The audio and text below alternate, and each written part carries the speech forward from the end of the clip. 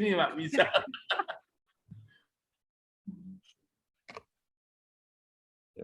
Jadi kita sudah berdoa. Ini kurangnya nggak pakai bernyanyi, jadi ya masing-masing memberikan sikap untuk menyembah Tuhan kan gitu ya. Iya Ini Pak, kalau nggak betul Roh Pak. Kudus yang bicara, waduh repot kita nih ya, bisa ngalor ngidul nggak jelas ini kan. Jadi kita Iya. minta pertolongan Roh Kudus. Baik Ibu Bapak, kalau pendeta-pendeta kan banyak yang berat-berat, saya yang enteng-enteng aja nih ya, dikasih juga tema yang berat tapi kita bikin enteng gitulah ya. Oh, itu yang penting Pak. Jadi saya cari ini, apa sih yang kira-kira akan bermanfaat bagi kita? Apakah ada apa ya, angle yang baru ya, sudut yang baru yang sangat menarik kira-kira apa begitu. Jadi mari kita perhatikan bersama. Ini penemuan saya gitu loh. Jadi mudah-mudahan tafsiran ini tidak meleset tapi betul-betul bisa memberikan masukan gitu ya. Dan kita nanti akan diskusikan tentang hal ini. Baik, saya mau share screen ya Pak ya. Monggo Pak, kembali.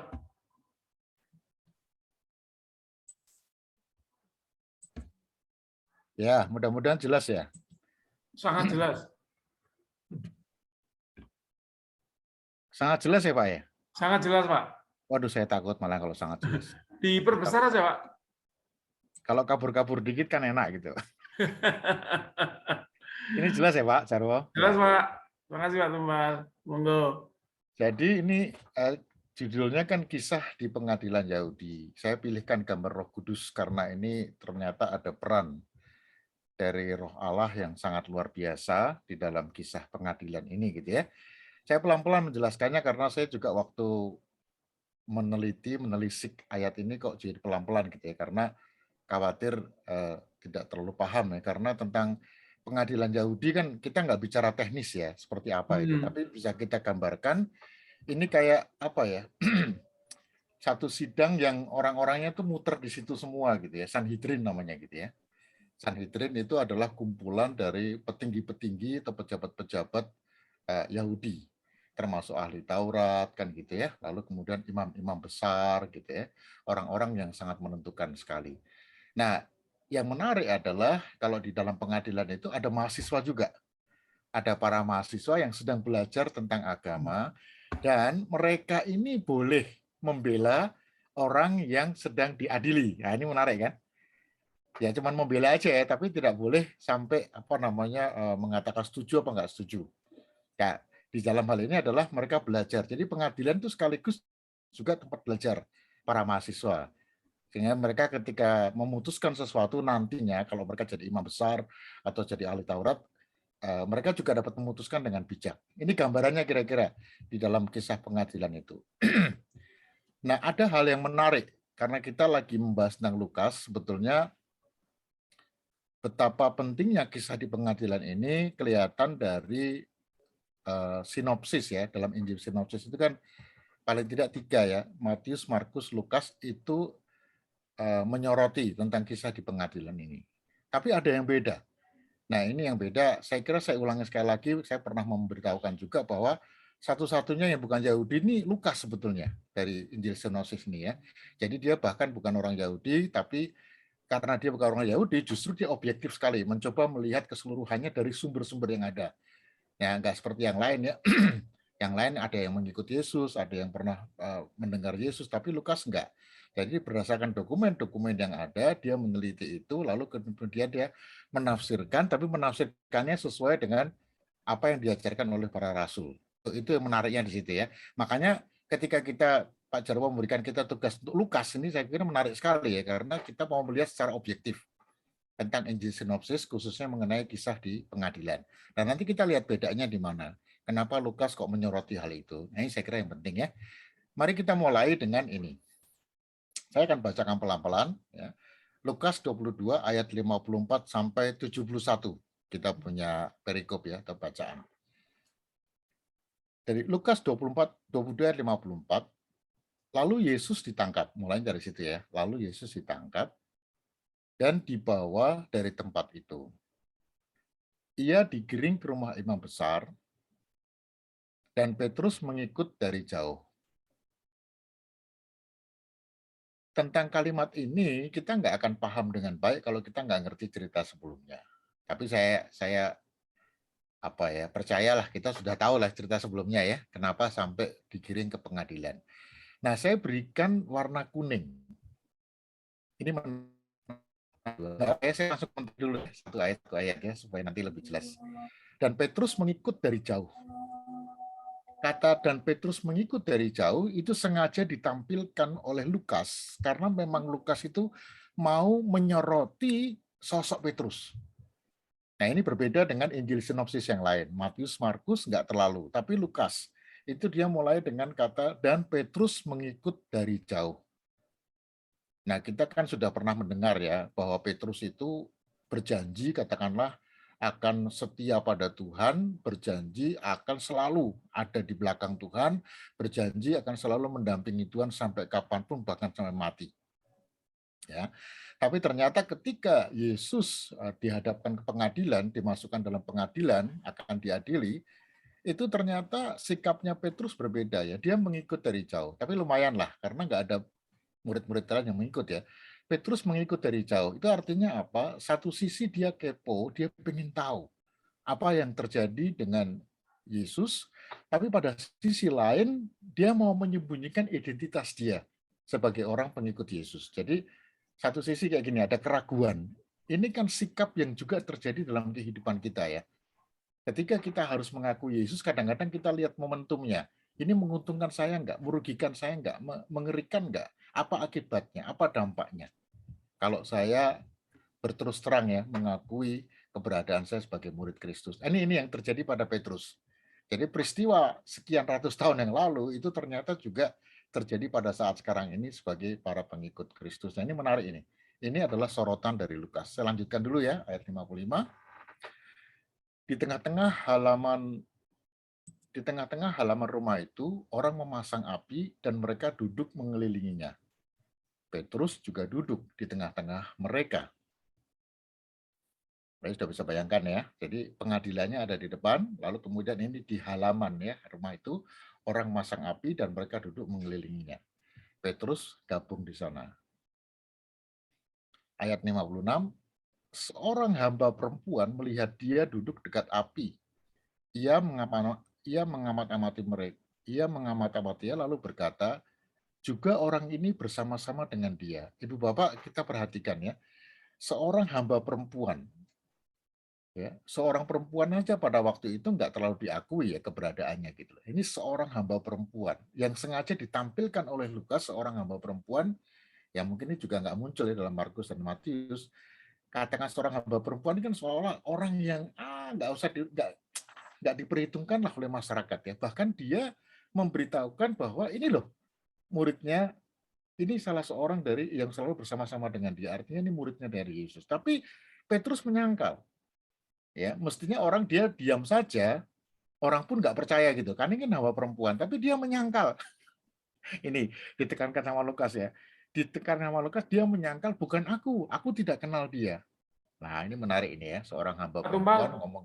Ya. Pak Tumpal maaf, ada yang mendengar suara Pak Tumpal kecil, bisa dibesarkan nggak Pak? Volumenya Oh, Pak. sorry. Gini. Iya, Pak. Kira-kira gimana? Saya sih mendengarnya agak lebih besar, terima kasih.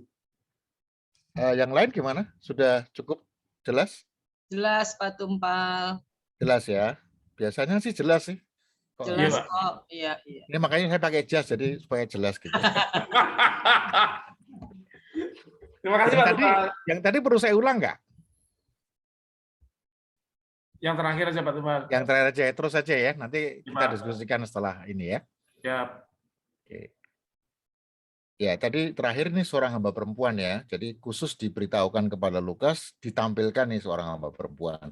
Dan bahkan seorang hamba perempuan yang sama sekali nggak diperhitungkan dalam masyarakat ketika ngomong itu, yang mestinya kalau didiamkan pun orang nggak percaya begitu ya. Malah, tapi Petrus menyangkal dia. Nah, ini berarti ada satu kesalahan.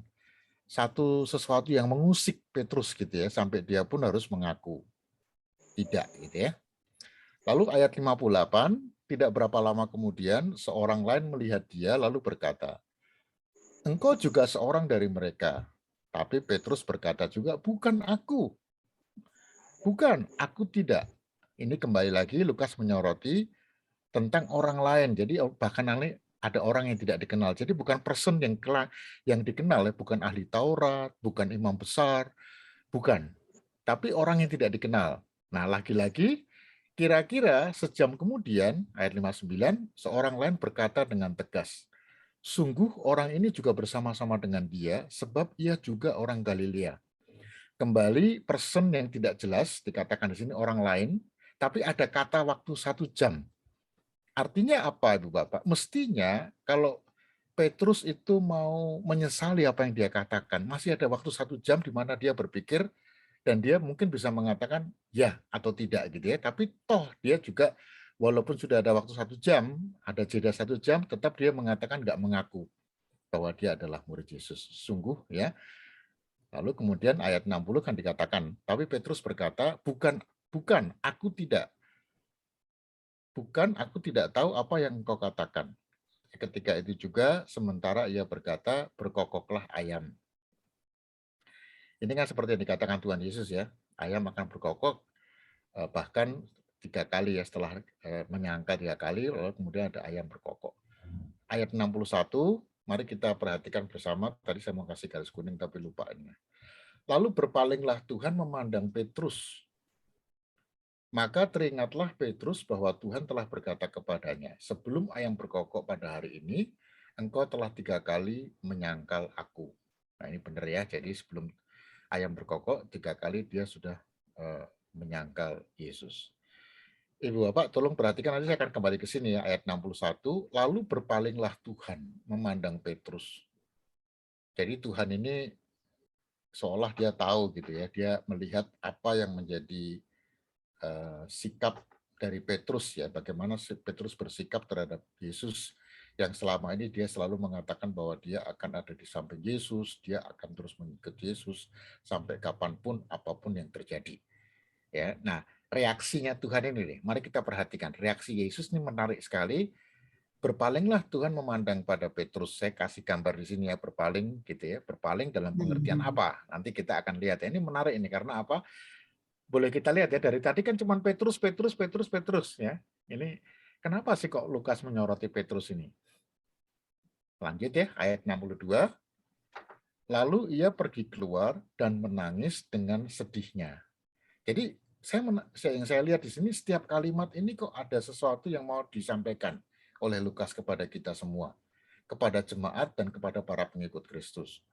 Jadi setelah cuma dilihat sama Yesus, ketika Yesus memandang pada Petrus, sikap dari Petrus itu lalu kemudian dia keluar.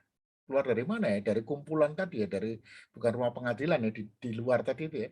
Keluar dari kumpulan itu dan dia menangis dengan sedihnya. Jadi digambarkan oleh Lukas bahwa Petrus ini setelah dia menyangkal, dia menyesali apa yang sudah dia ungkapkan.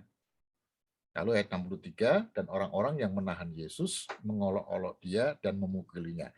Ini sudah adegan yang berbeda, Ibu Bapak. Ya. Jadi Lukas menampilkan adegan yang berbeda. Tadi adegan yang pertama tentang Petrus, lalu adegan yang kedua ini di pengadilan ya. Adegan yang kedua ini sekarang Lukas mau menampilkan tentang orang-orang yang ada di pengadilan itu. Ini jadi menarik ya.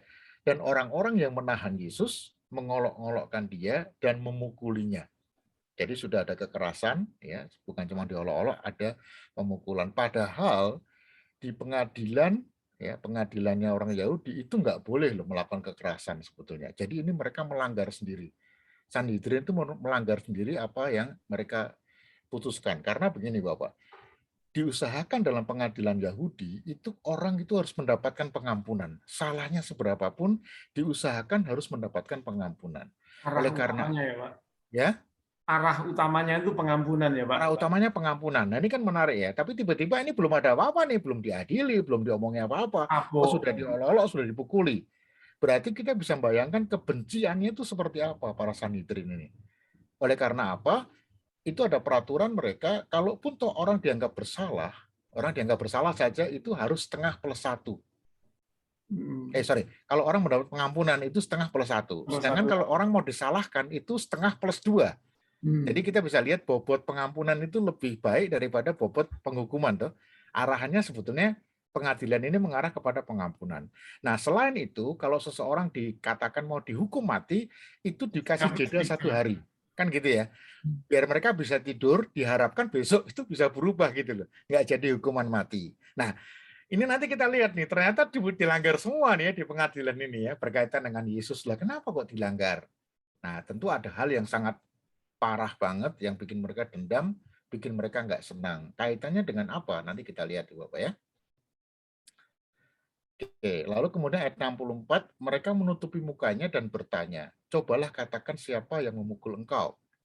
Ya, ini olah-olahan tadi lah lanjutannya ya. Lalu 65, dan banyak lagi hujat yang diucapkan mereka kepadanya. Ayat 66, dan setelah hari siang berkumpullah sidang para tua-tua bangsa Yahudi dan imam-imam kepala dan ahli-ahli Taurat, lalu mereka menghadapkan dia ke mahkamah agama mereka. Jadi urutannya Ibu Bapak, ini kan dari Lukas memberitahukan ya bahwa sebetulnya ini udah nggak cocok nih dengan pengadilan. Tidak sesuai dengan yang seharusnya aturan-aturannya ya. Diadili dulu baru disalahkan atau diampuni. Tapi ini enggak. Sebelum ada pengadilan ini sudah disalahkan dulu, sudah dicemooh, dan itu tidak boleh ya, sebenarnya nggak boleh. Nah, lalu kemudian di sini ayat 66 menarik ya, ini Sanhedrin ya. Jadi kumpulan dari para tua-tua bangsa Yahudi, imam-imam dan ahli-ahli Taurat, mereka kumpul dan mereka mulai menghadapkan dia. Jadi baru mau menghadapkan dia ke mahkamah agama ya. Nah, ayat 67 katanya ini Bapak, ini penting sekali ya. Jikalau engkau adalah Mesias, katakanlah kepada kami. Jawab Yesus, sekalipun aku mengatakannya kepada kamu, namun kamu tidak akan percaya. Karena memang dasarnya adalah mereka tidak percaya bahwa Yesus adalah Mesias. Karena mereka menganggap Yesus itu kalau mengatakan dia adalah Mesias atau anak Allah, maka dia adalah sudah menghujat Tuhan. Dan menghujat ini loh, ketika mereka kayak sekarang mungkin kalau orang dibilang penistaan agama misalnya itu kan ngeri sekarang kan gitu ya. Kayaknya sama nih kondisi pada waktu itu. Nah ini anehnya memang di pengadilan agama kan gitu ya. Kalau di pengadilan Romawi beda lagi ya. Di pengadilan agama itu kejadiannya seperti ini. Jadi ketika hukuman yang paling berat ternyata dari dulu sampai sekarang ya menghujat gitu ya, menghujat. Kalau dianggap menghujat atau ya dinilai dia telah menghujat Allah, itu sangat disalahkan sekali. Lalu ayat 68, dan sekalipun aku bertanya sesuatu kepada kamu, namun kamu tidak akan menjawab. 69, mulai sekarang anak manusia sudah duduk di sebelah kanan Allah yang Maha Kuasa. 70, ini sudah hampir habis nih Bapak ya. Kata mereka semua, kalau begitu engkau ini anak Allah dong, kan gitu ya. Jawab Yesus, kamu sendiri mengatakan bahwa akulah anak Allah. Ibu Bapak menarik ya, kita lihat Lukas menampilkan, menyoroti hal yang menarik. Ketika Petrus tidak mau mengakui Yesus ada anak Allah atau takut mengakui Yesus anak Allah, Tuhan tetap memproklamirkan bahwa Yesus anak Allah. Tapi bukan melalui murid Yesus, tapi melalui orang lain. Dan orang yang membenci Yesus. Tapi yang sangat penting yang Lukas mau soroti di sini adalah bahwa Lukas menyoroti ada kata-kata pengakuan dari seseorang bahwa engkau ini anak Allah. Walaupun itu adalah satu hujatan, walaupun itu satu cibiran, tapi ini keluar gitu loh. Nah, soal nanti bagaimana diakui atau tidak itu masalah yang berbeda. Tapi ini keluar. Dan kalau itu keluar, itu bisa kita bayangkan ya, di pengadilan itu menjadi diskusi yang sangat luar biasa. Ini nggak dimunculkannya di sini ya. Tapi sebenarnya ketika itu muncul pernyataan itu, maka pernyataan kau anak Allah, ini menjadi perdebatan, diskusi dalam ruang pengadilan, termasuk para mahasiswa mempertanyakan gitu. Nah ini akhirnya malah menjadi ragu-ragu orang, ini bener anak Allah apa enggak sih? Nah, Lukas menampilkan ini menjadi satu skenario yang menurut saya sangat menarik. Lalu ayat 71, lalu kata mereka, untuk apa kita perlu kesaksian lagi? Kita ini telah mendengarnya dari mulutnya sendiri. Nah, jadi kembali lagi ya, kalau kita bicara soal pengadilan tadi kan, benar-benar kita harus arahnya kepada pengampunan. Oleh karena itu, terdakwa itu boleh memberikan argumentasinya. Tapi rupanya orang-orang udah pada nggak sabar ya. Mereka langsung mengatakan, ngapain lagi kita dengar kesaksian dia? Ya, kita telah mendengar dari mulutnya sendiri. Ini saya sekarang jelaskan pelan-pelan Bapak ya. Kan waktunya masih panjang nih. Saya agak pelan-pelan aja supaya cepat selesai. Ini kisah di pengadilan. Kalau kita perhatikan ya, Lukas, karena kita menyoroti Lukas ya, Lukas itu tidak tertarik pada apa kata orang tentang Yesus. Enggak. Ya, melainkan dia fokus pada apa kata murid tentang Yesus dan apa kata Sanhedrin tentang Yesus. Ini pelan-pelan ya, mudah-mudahan jelas ya. Jadi Lukas itu menyoroti hal yang sangat fokus, yaitu tentang ya bukan tentang apakah atau siapakah Yesus, melainkan tentang Yesus tapi dari murid, dari sisinya murid. Nah, nanti kita lihat di dalam Matius dan Markus itu ternyata berbeda. Ya, jadi kita lihat dulu, Lukas menyoroti sikap Petrus yang menyangkal Yesus sampai 3 kali. Ya, siapakah Yesus bagi pengikutnya atau bagi Petrus, siapakah dia? Ini sangat personal sekali ya. Lukas melihatnya ini penting sekali. Mungkin ini ada semacam message ya, pesan untuk kita sebagai para murid atau para pengikut Yesus. Hati-hati loh, ini bakal juga terjadi pada kita. Ketika kita mendapatkan tekanan, ancaman, ya bisa. Jadi apa yang sudah terjadi pada Petrus, Petrus ini kan nggak main-main Ibu Bapak. Kalau boleh dikatakan mungkin ini ketuanya lah atau koordinator dari semua murid ya. Kalau dia mengatakan X gini ya semua ngikut gitu jadinya ya. Jadi hati-hati kalau kita jadi pemimpin gereja atau pemimpin ya agama atau apa, ini paling tidak mengingatkan saya juga gitu ya untuk hati-hati. Karena apa yang saya katakan bisa saja nanti berbeda ya ketika mendapatkan tekanan. Tadi sudah saya jelaskan ayat 70, kalau begitu engkau ini anak Allah. Ini Bapak ya. Jadi kalau kita bandingkan sedikit, saya tadi coba bandingkan, tapi gini aja lah nggak apa-apa ya. Kalau kita lihat di dalam Injil Sinopsis, Matius 26 ayat 7 sampai 65, khususnya di ayat 61 sampai 5 dan 58, itu ada kata meruntuhkan bait Allah. Lalu di ayat 65 dan 64 ada kata menghujat Allah. Lukas tuh nggak tertarik, Ibu Bapak. Nggak tertarik dengan untuk menyatakan Yesus ini umpamanya, Yesus ini mau ngapain sih? Yesus ini melakukan apa sih? Apa sih yang dikatakan dia? Ya, jadi pada saat itu Lukas nggak tertarik dengan itu. Padahal Matius dan Markus itu eh,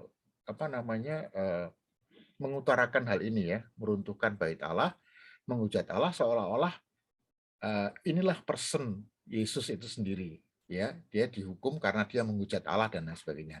Dia dihukum karena dia meramalkan sesuatu yang mengerikan sekali untuk orang-orang Yahudi.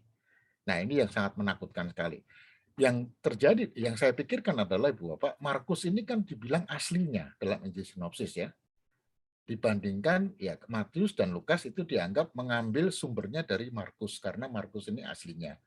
Saya nggak usah jelaskan ya, soalnya ini teknis sekali ya. Kenapa kok Markus asli? Ya nggak usah saya jelaskan. Tapi mestinya kalau saya tahu, saya sebagai teolog, saya akan berpikir, loh, mestinya harus sama dong dengan yang asli dong. Kenapa kok Lukas enggak? Gitu. Kenapa kok Lukas tidak menampilkan ini? Nah ini Bapak, makanya saya tertarik, oh ternyata ada sesuatu yang membuat Lukas ingin menampilkan hal yang perspektif yang berbeda. Sudut pandang yang berbeda. Yaitu melihat dari personnya Petrus, ketika Petrus tidak mau mengakui Tuhan, ketika Petrus itu meniadakan identitas Kristus sebagai anak Allah, maka lalu Lukas paralelnya Lukas menyoroti bahwa itu kemudian disampaikan oleh Sanhedrin, ya, disampaikan oleh orang-orang yang menjadi musuh atau yang nggak suka dengan Kristus. Ini Bapak ya. Jadi menyorot pada sosok Petrus misalnya ya, saya kembali lagi, jadi apa benar sih Lukas menyorot ini? Nggak ada nih. Kalau kita lihat di Injil sinopsis yang lain, di Matius dan Markus nggak ada. Jadi Lukas itu khusus menyorot pada sosok Petrus sebagai murid Yesus. Misalnya yang pertama ya, dari ayat yang pertama tadi kan, dari yang 51 tadi kan, Petrus yang mengikut dari jauh. Ini personnya Petrus. Jadi gambaran dari orang yang ragu-ragu, satu sisi dia mengakui kayak kepo gitu Bapak zaman sekarang, anak sekarang mengatakan kepo, pengen tahu apa sih yang dilakukan Sang Guru Agung ini, tapi pada sisi yang lain percayanya tidak mutlak. Jadi ada keraguan-raguan, ya, dia mau percaya, dia pengen lihat dulu apa yang terjadi. Tapi tetap ingin mengetahui nasib dari sosok Sang Guru Agung ini. Nah, situasi yang seperti ini yang juga mau disampaikan pada Lukas, mungkin juga ini akan terjadi dalam kehidupan kita. Ketika kita Sekarang mengatakan dalam situasi aman, tenang, damai, kita mengatakan saya percaya sama Yesus. Tapi nanti kalau ada tekanan di pekerjaan, tekanan di jabatan, tekanan di kekuasaan, itu bisa jadi kita tidak akan mengakui atau ragu-ragu untuk mengakuinya. Nah, ciri Lukas tentang kisah di pengadilan Yahudi, Lukas tidak tertarik dengan ungkapan tentang diri Yesus yang akan merubuhkan Allah. Bukan itu yang penting bagi Lukas. Demikian juga dengan sebutan penghujat Allah. Ya, jadi fokusnya bukan ke sana, tapi fokusnya ini ke sini, Bapak. Jadi Lukas fokus pada diri Yesus ya sebagai anak Allah. Pelan-pelan ya. Petrus yang mengetahui bahwa Yesus adalah anak Allah harus, ini ada Pak Jarwo, nggak kelihatan ya. Petrus yang mengetahui bahwa Yesus adalah anak Allah harus menyangkal pengakuan itu karena tekanan yang banyak di sekitar Petrus. Jadi saya mencoba menyimpulkan berarti Petrus itu menyembunyikan identitasnya sendiri sebagai pengikut Kristus dan juga identitas Yesus sebagai anak Allah. Jadi ada dua hal itu. Menyangkal ya. Kalau kamu tidak mau mengakui aku, berarti kamu menyangkal aku. Kalau kamu nggak mau mengakui aku, kata Yesus, berarti aku juga tidak akan mengakui kamu dong di hadapan Bapa. Nah, ini kan seperti ini ya. Ini terjadi karena apa?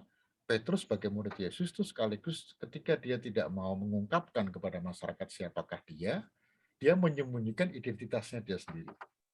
Tapi sekaligus juga dia menyembunyikan identitas Yesus sebagai anak Allah. Itu yang tadi saya katakan.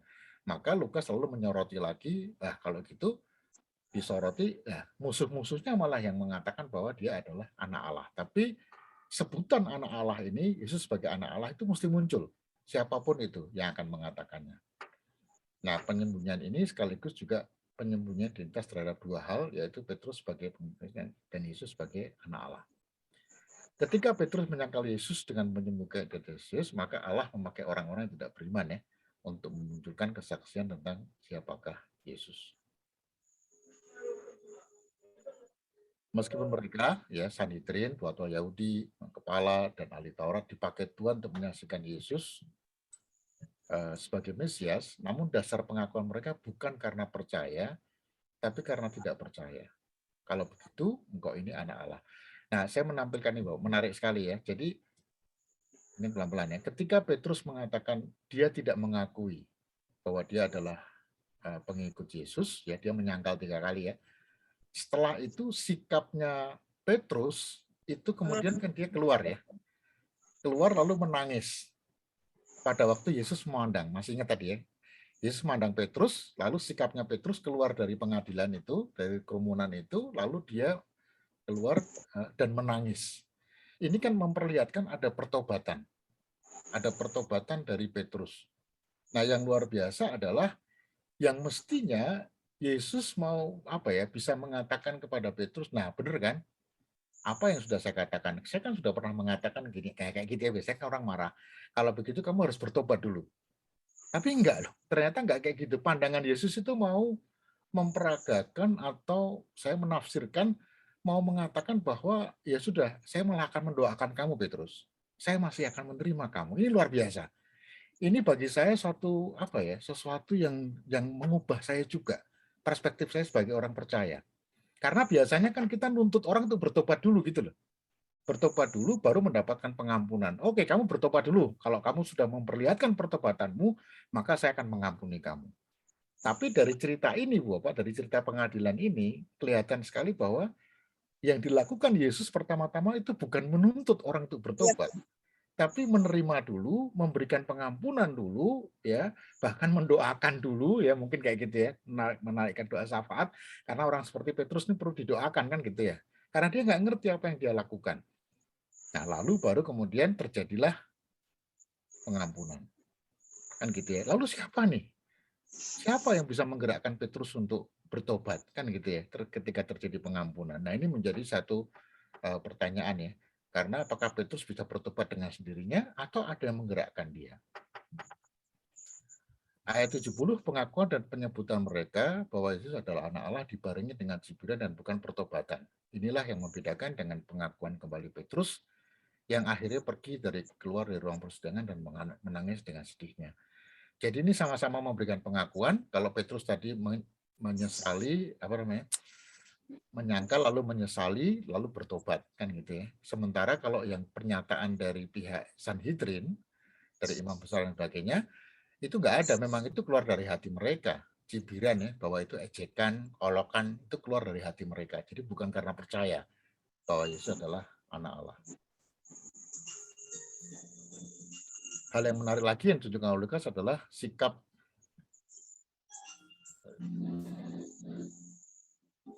terhadap Petrus yang telah menyangkalnya 3 kali. Petrus yang menyembuhkan Yesus tanpa rasa segan dan takut meski sudah diberi jeda waktu 1 jam untuk memperbaiki pengakuannya kepada Yesus. Tapi Petrus tetap tidak mau melakukannya. Tadi sudah saya jelaskan sedikit ya. Lalu ini juga saya jelaskan tadi, lalu berpalinglah Tuhan memandang Petrus. Ya. Jadi sikap Yesus itu sangat menarik disoroti oleh Lukas. Dia tidak menyalahkan Petrus dan tidak menuntut pertobatan dari Petrus, tapi Yesus memandang Petrus sebagai sikap orang yang mengampuni dan bukan orang yang pertama-tama menuntut pertobatan. Nah, ini adalah sorotan yang penting dari Lukas mau mengungkapkan sebuah pengajaran teologis yang sungguh amat penting terkait dengan hal pengampunan.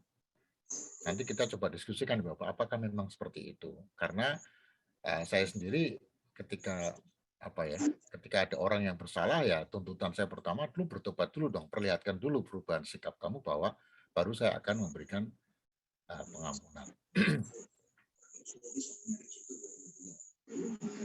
Jadi pertobatan dan pengampunan itu sangat akrab satu dengan yang lain, seperti dua sisi mata uang gitu ya. Jadi yang mana duluan nih, bertobat duluan atau pengampunan duluan?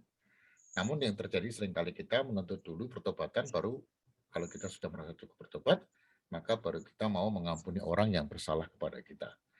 Nah, Yesus mengajarkan hal yang sebaliknya. Yesus menerima, mengampuni orang yang bersalah itu apa adanya, dan memberikan kesempatan untuk bertobat jika ia mau bertobat dan kembali kepada Tuhan. Dan reaksi dari hal ini biasanya seperti Petrus yang akhirnya menyadari kesalahannya di hadapan Tuhan. Ini kan yang diajarkan pada kita ya, dari sikap Tuhan Yesus terhadap orang yang bersalah. Lalu bagaimana kenyataannya? Saya kira ini kok sangat menarik ya kalau kita nanti akan diskusikan. Jadi pertobatan dan pengampunan adalah satu paket ya, tapi sering kita menuntut terjadinya pertobatan. Yesus mulai dengan pengampunan dan bukan dengan pertobatan. Sebetulnya mana yang lebih dulu, pertobatan atau pengampunan? Orang bisa bertobat karena ada gerakan di Roh Kudus. Pengampunan Tuhan mendahului pertobatan Petrus. Nah, Bapak, ini yang terakhir slide-nya, saya mau mengatakan rupanya ada dua sisi pengadilan ya. Yang satu pengadilan yang dihadapi oleh Yesus di dalam ruang pengadilan, di luar ruang pengadilan itu juga ada penghakiman atau pengadilan yang dihadapi oleh Petrus. Nah, ini pengadilan ini menampilkan dua sisi. Satu sisi tentang Yesus sebagai anak Allah, ya, Yesus yang diutus oleh Allah. Satu sisi lagi adalah para pengikut Yesus.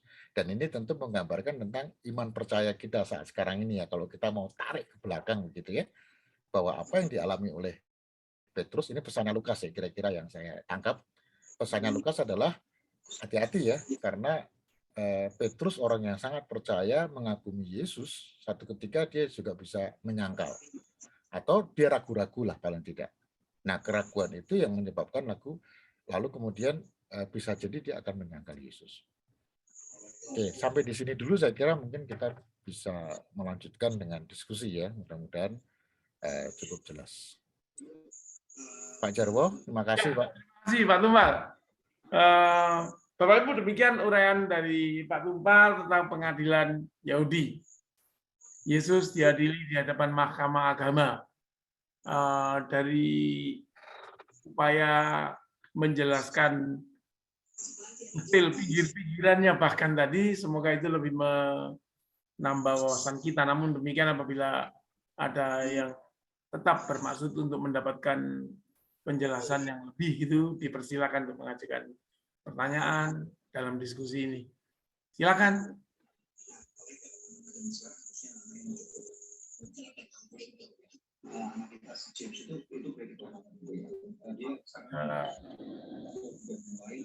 UK saya nggak bisa menyampaikan.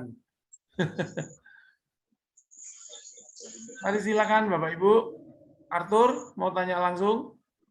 Pak Jarwo. Oh, Pak Krisna silakan Pak Krisna. Saya tadi kurang nangkep Pak Tumpal. Di di bagian terakhir dikatakan ada yang dikaitkan dengan tulisannya Lukas ini, yaitu antara pengampunan dan pertobatan, kan mana yang lebih dua. Mungkin Pak Tumpal bantu saya coba cari ayatnya karena sampai dengan ayat 62 ini terakhir hanya dikatakan lalu ia pergi, maksudnya Petrus nih ya, lalu ia pergi keluar dan menangis dengan sedihnya. Nah, maksudnya yang ayat-ayat yang tadi kita baca itu kaitannya dengan pertobatan dan pengampunannya di mana, Pak? Saya agak lolos tadi. Oh ya, baik. Jadi ayat mana di antara itu yang penekanannya Lukas bahwa itu ada pertobatan dan pengampunan, Pak? Tolong, Pak. Ya. Terima kasih. Silakan Pak Tumpal. Saya buka lagi ya, Pak.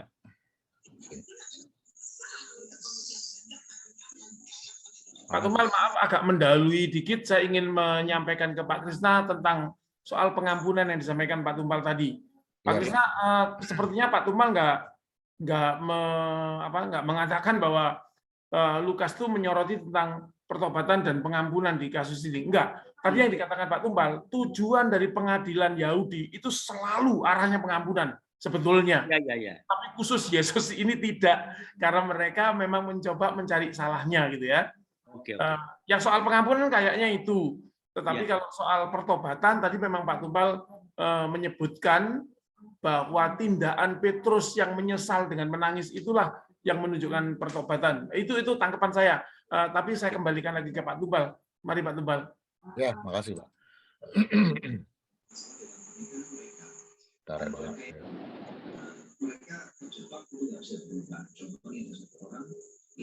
Ini mudah-mudahan kelihatan ya Pak?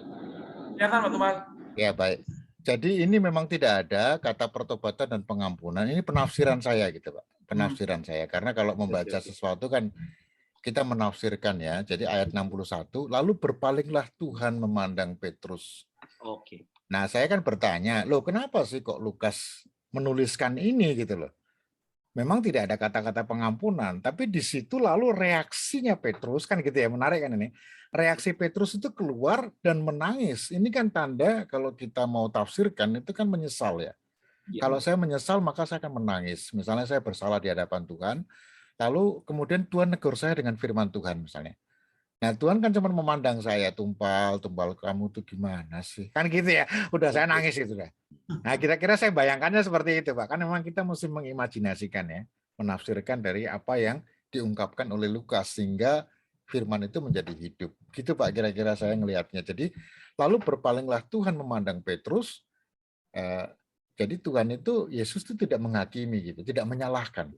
Malah kasihan gitu loh, melihat Petrus kok kayak gini dia. Kenapa kok dia melakukan ini?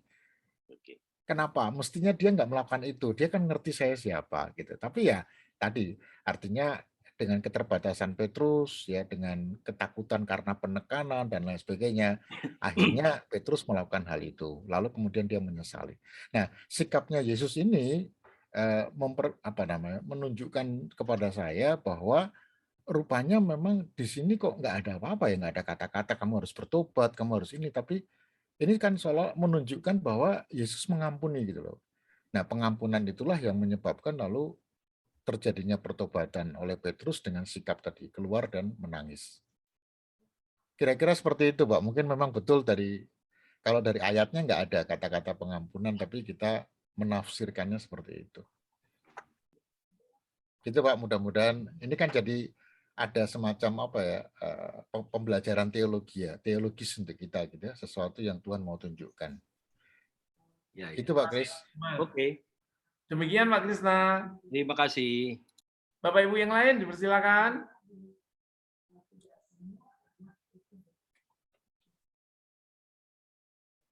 Pak Tumpal. Kata ya. Pak Bos. Pak Tumpal. Pak Ari silakan. Iya, Pak Ari. Pak Ari ya Pak. Waduh, kok saya lihat kucing. Iya Pak, saya pakai kucing aja Pak. Saya lagi batuk darinya, saya nggak mau ini Pak. Pak, silakan. Kalau dari sisi yang lain Pak Tumpal. Iya, iya. Pak Tumpal kan dari sisi pengampunan yang diberikan oleh Tuhan Yesus. Iya, Pak. Tapi kalau saya melihat dari sisi yang lain, ya. Waktu Tuhan Yesus menoleh ke Petrus, itu seolah-olah menegur Petrus. Iya. Kamu tuh yang ngomong bahwa mau mati sama-sama aku gitu kan? Iya. Sok-sok banget gitu loh. Ya toh? Iya. Sok-sok banget. Dan sekarang kamu jelas toh yang saya katakan bahwa kamu menyangkali aku 3 kali. Nah, Iya. itu saya kira juga suatu apa ya? Kalau kita di dalam aplikasi di dalam hidup kita sendiri, kadang-kadang kita juga sok-sok dengan segala macam kita sombong banget gitu, Pak. Iya, Pak. Iya, Pak, betul. Saya bisa ini, saya bisa itu, saya bisa begini, saya bisa begitu. Itu karena saya, walah, kayak opo gitu loh. Ya kan, Pak? Iya, Pak. Itu tidak memuliakan nama Tuhan, tapi membesarkan nama sendiri gitu loh. Iya, Pak. Dan kepalanya jadi megar gitu loh, Pak. Ya, Pak. Jadi saya kira itu juga menjadi peringatan buat kita semua agar supaya kita juga di hadapan Tuhan bisa merendahkan diri, merendahkan hati, bahwa segala sesuatu yang kita capai atau kita miliki atau kita dapat, semuanya itu karena kemurahan dan kasih karunia Tuhan, semuanya karena berkat Tuhan itu, Pak. Jadi itu merupakan suatu teguran sebenarnya buat kita juga, Pak. Iya, Pak. Terima kasih, Pak Tumpal. Ya, Pak, terima kasih, Pak. Inilah kekayaan perspektif. Silakan, Pak. Oh, gimana, Pak? Kalau Pak Tumpal mau menanggapi yang dari Pak Hadi, silakan. Iya, Pak, saya mau menanggapi, Pak. Ini menarik ini, Pak. Ini menarik. Memang jadi pas kena ini pancingannya memang benar seperti itu, Pak. Tadi kan saya nafsir nih, Pak Heri juga nafsir juga ini, Pak. Nah, ini kan makanya lalu ada denominasi berbagai macam gitu kan untuk menafsirkan sesuatu. Nah, saya kira apa yang dikatakan Pak Hari betul. Lalu kalau perspektifnya seperti itu, Pak, itulah yang sering kali kita lakukan kan gitu ya. Katakanlah langsung begitu ada orang bersalah, lalu kita berpikir ya lo sih sok-sokan kan gitu, Pak. Kamu sih sok-sokan, makanya nggak usah sombong, rendah hati lah kan gitu, Pak ya. Itu kan satu sisi yang lain. Nah, kan karena Yesus tidak ngomong apa-apa, pandangannya dia kepada Petrus ini kan bisa juga ditafsirkan seperti yang tadi saya coba menafsirkannya gitu, Pak. Oh, ternyata Yesus itu malah dengan pandangannya tadi, Pak ya. Oh, ini berarti kemungkinan Yesus itu memberikan pengampunan dulu gitu. Makanya lalu kemudian Petrus menangis. Tapi bisa juga kan gitu. Yesus memandangnya kamu sih sok-sokan gitu ya. Lalu kemudian dia menyesali dan menangis. Bisa, Pak. Nah, iya, Pak. Tapi nanti inilah yang akan menjadi teologi kita, Pak. Itu yang akan kita bawa. Artinya kalau saya mulai dengan pengampunan, nah saya akan menghadapi seseorang itu bukan dengan tuntutan dia bertobat dulu, kan gitu. Kan ada juga yang orang sakit dikira berdosa gitu ya, lalu dibilang, kamu harus bertobat dulu supaya kamu sembuh dari sakit kamu. Loh, belum kalau sudah belum ada pengampunan kok sudah bertobat kan gitu, Pak. Jangan sampai keliru kan gitu, Pak.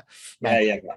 Artinya lalu kemudian kita bisa bersikap juga seperti itu, Pak. Jadi kalau pandangan dari yang saya lihat itu mungkin soft ya dalam pengertian apa betul kayak gitu, mudah-mudahan seperti itu. Sehingga saya juga akan bersikap ketika ada orang bersalah, saya nggak langsung menghakimi dia dulu atau minta dia bertobat, tapi saya menerima dia dulu. Bahkan kemudian saya juga mendoakan dia dulu.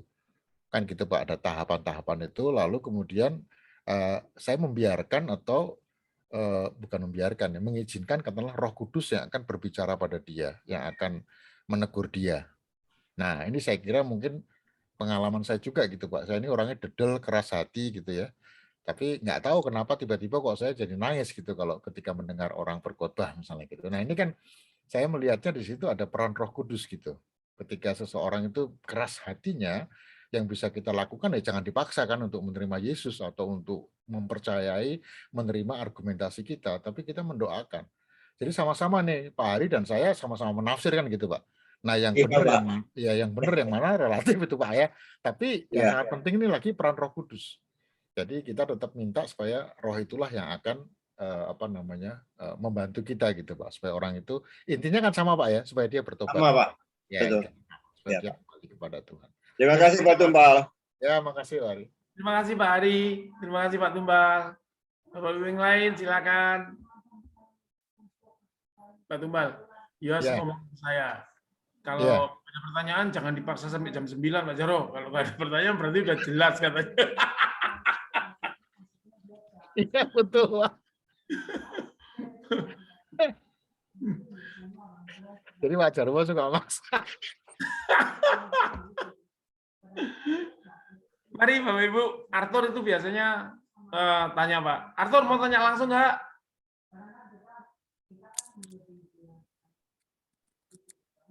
Oh, nggak ada dia. Pak Tumpal, Iya.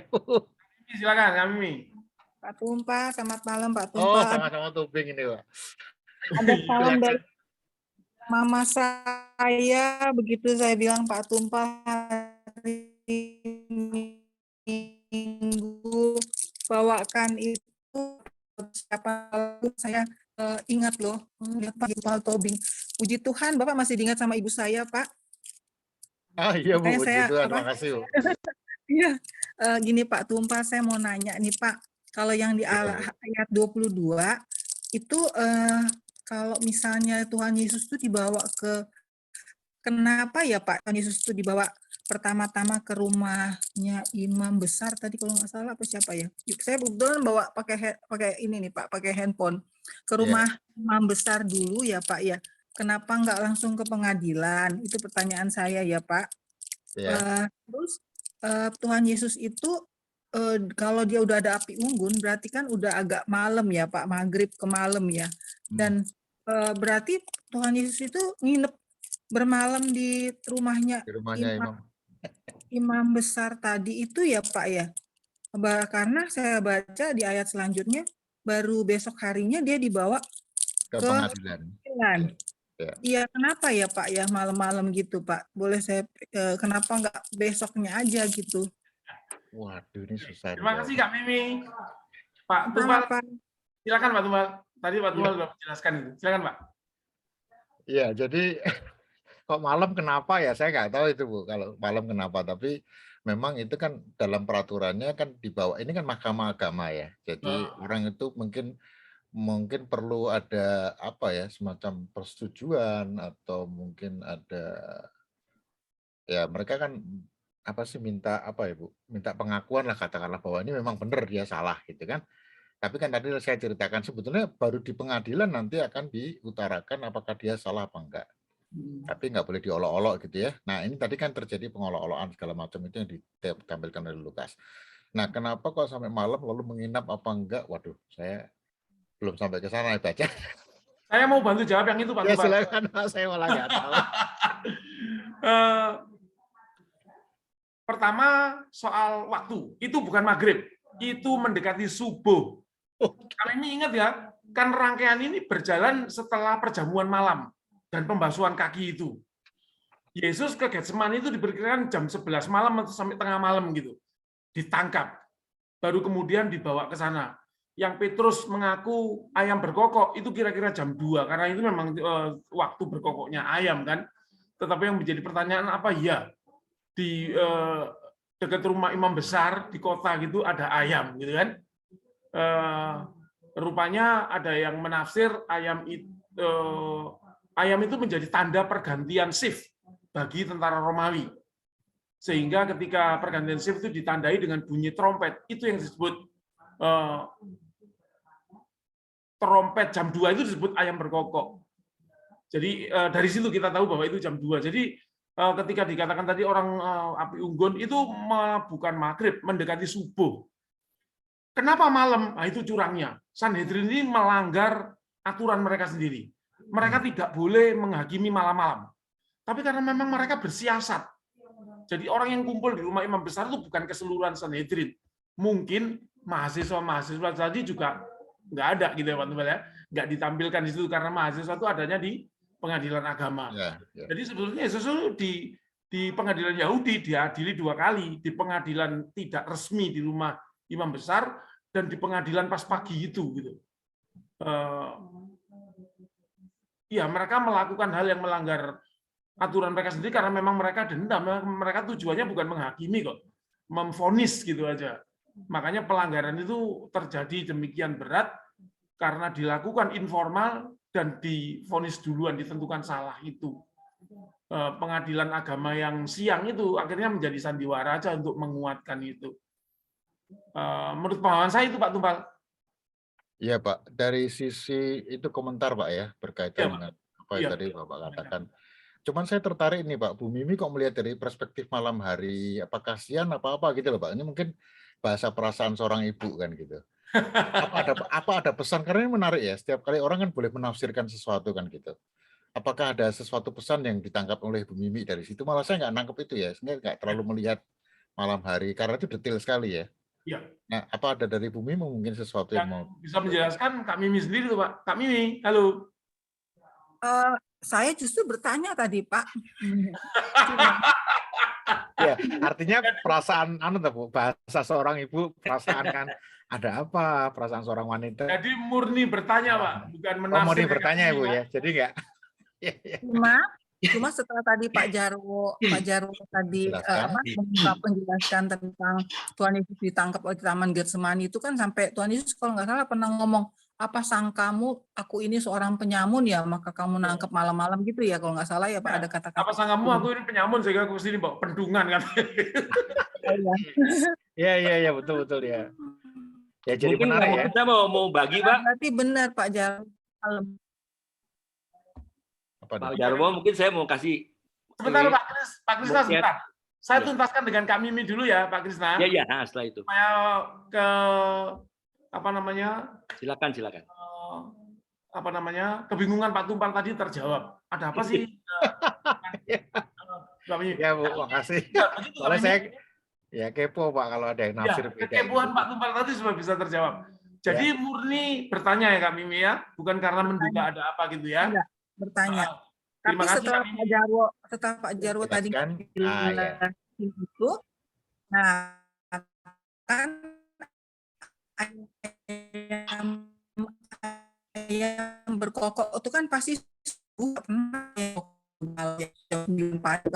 berarti yang Pak Jarwo bilang tadi itu saya ya kalau perdandan sifadi atau itu sekitar jam 2 jam 3 atau Pak Jarwo ya.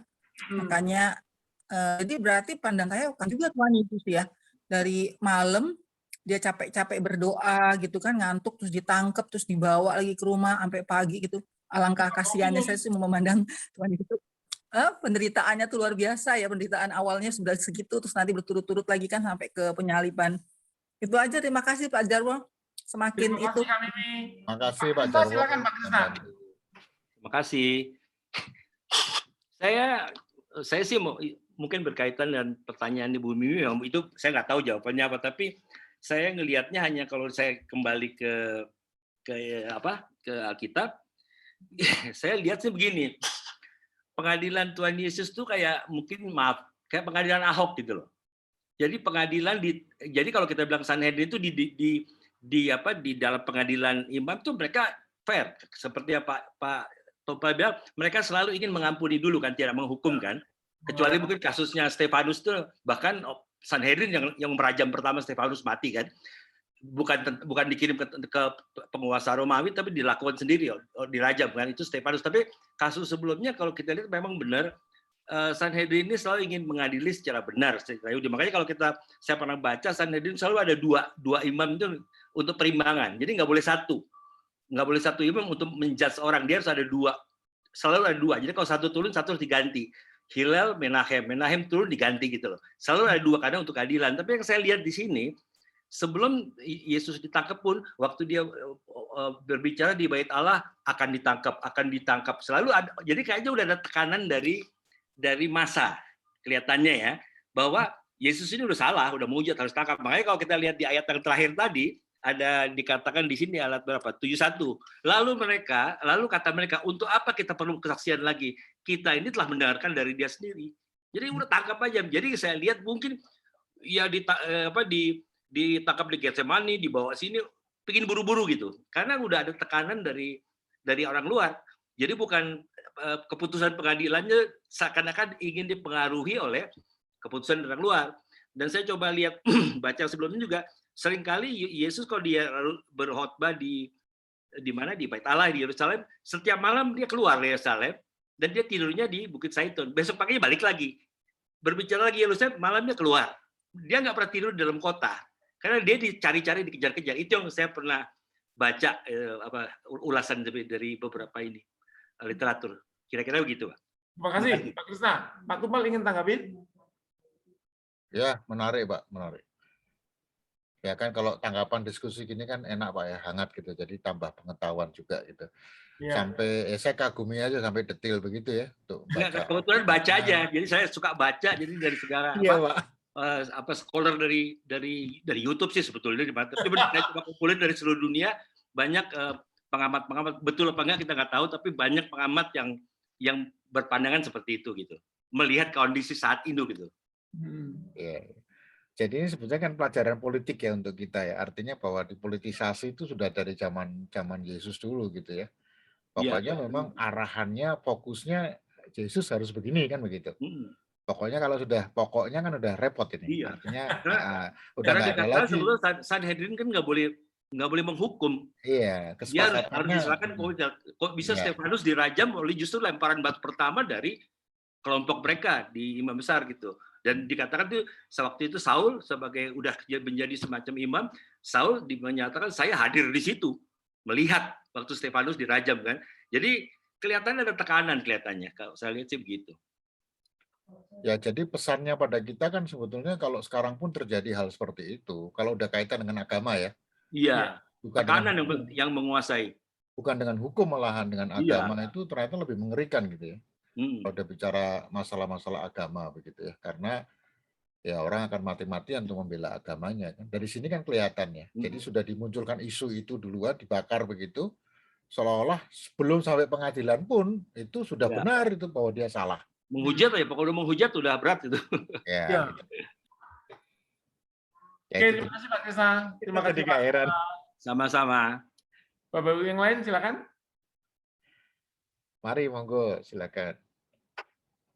Oh, di chat Arthur ada pertanyaan, Pak. Oh, ada pertanyaan. Ya, selamat malam Pak Tumpal. Dalam Kisah Rasul 5 ayat 34 disebutkan ada seorang Farisi dalam mahkamah agama yang bernama Gamaliel yang membela kesaksian rasul-rasul. Saya penasaran, mengapa Gamaliel tidak membela Yesus saat itu? Termasuk juga Nikodemus yang pernah berbincang dengannya. Terus ada tambahan, Pak. Tapi sepertinya sudah terjawab dengan pernyataan Pak Jarwo bahwa pengadilan tersebut memang tidak resmi dan tidak seharusnya dan tidak memenuhi quorum. Ya. Teman silakan. Ya. Ya, jadi memang orang-orang yang katakanlah benar, yang tahu kesepakatan dari pengadilan, mereka memang menahan diri kan. Tapi kan tadi Pak, ada saja orang-orang yang memaksakan. Nah kalau sudah memaksakan, lalu kemudian jumlahnya juga di atas separuh katakanlah gitu ya, di atas 50%, ini kan sudah mengerikan. Mungkin 75% atau bahkan hampir 100%. Ini yang kecil pasti juga takut kan, ada tekanan-tekanan seperti itu. Jadi ini tadi yang saya katakan bahwa Lukas mau menggambarkan kalau sudah berkaitan dengan masalah agama, ini bukan lagi hukum yang berjalan, bukan lagi aturan atau kesepakatan yang berjalan, tapi apa yang dia yakini gitu. Lalu dipolitisir gitu loh. Karena ini kan dianggap sekte baru yang membahayakan. Karena perlu kita pahami juga ya bahwa kehadiran Yesus itu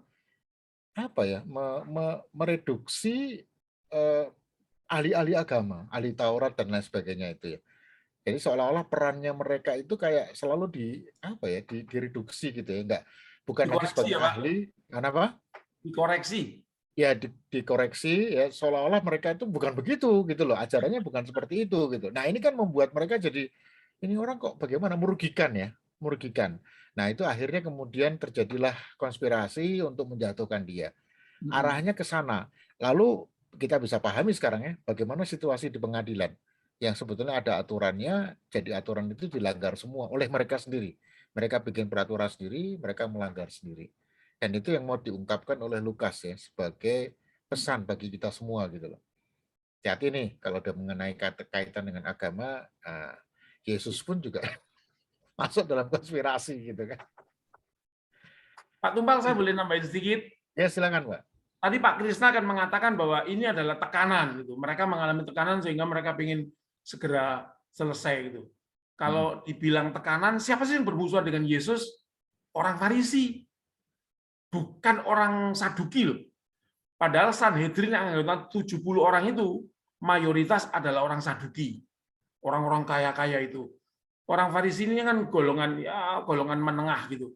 Tetapi pengaruhnya kalau dari segi agama, orang Farisi paling kuat gitu. Karena orang Saduki agak nggak peduli agama gitu. Nah, tekanannya memang datang dari orang-orang Farisi ini. Gamaliel memang adalah orang Farisi, tetapi sepertinya dia adalah rabi gitu ya.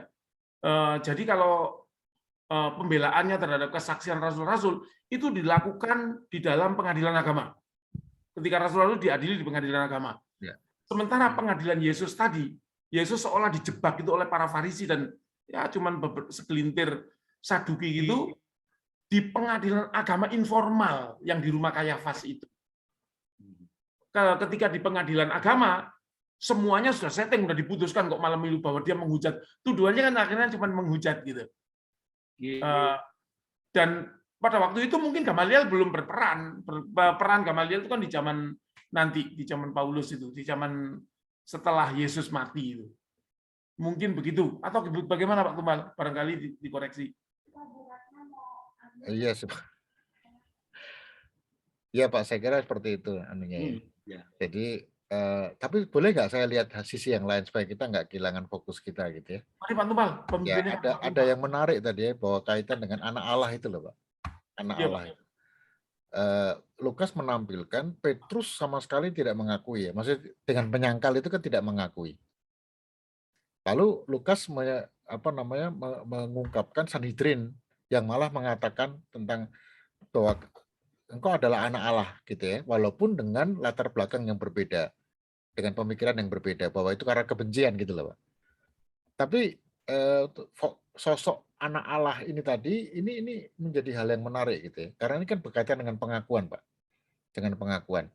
Bagaimana kalau itu kita kaitkan dengan kehidupan kita keseharian? Ini kan pesannya Pak ya, supaya kita nangkep pesannya Lukas itu sebetulnya apa sih dengan pengadilan ini? Jangan sampai kita kehilangan fokus dari Lukas gitu ya. Karena ini tadi pertama kaitannya dengan Petrus sebagai pribadi, yang notabene juga mewakili kita sebagai pengikut Kristus dan murid Yesus kan gitu Pak.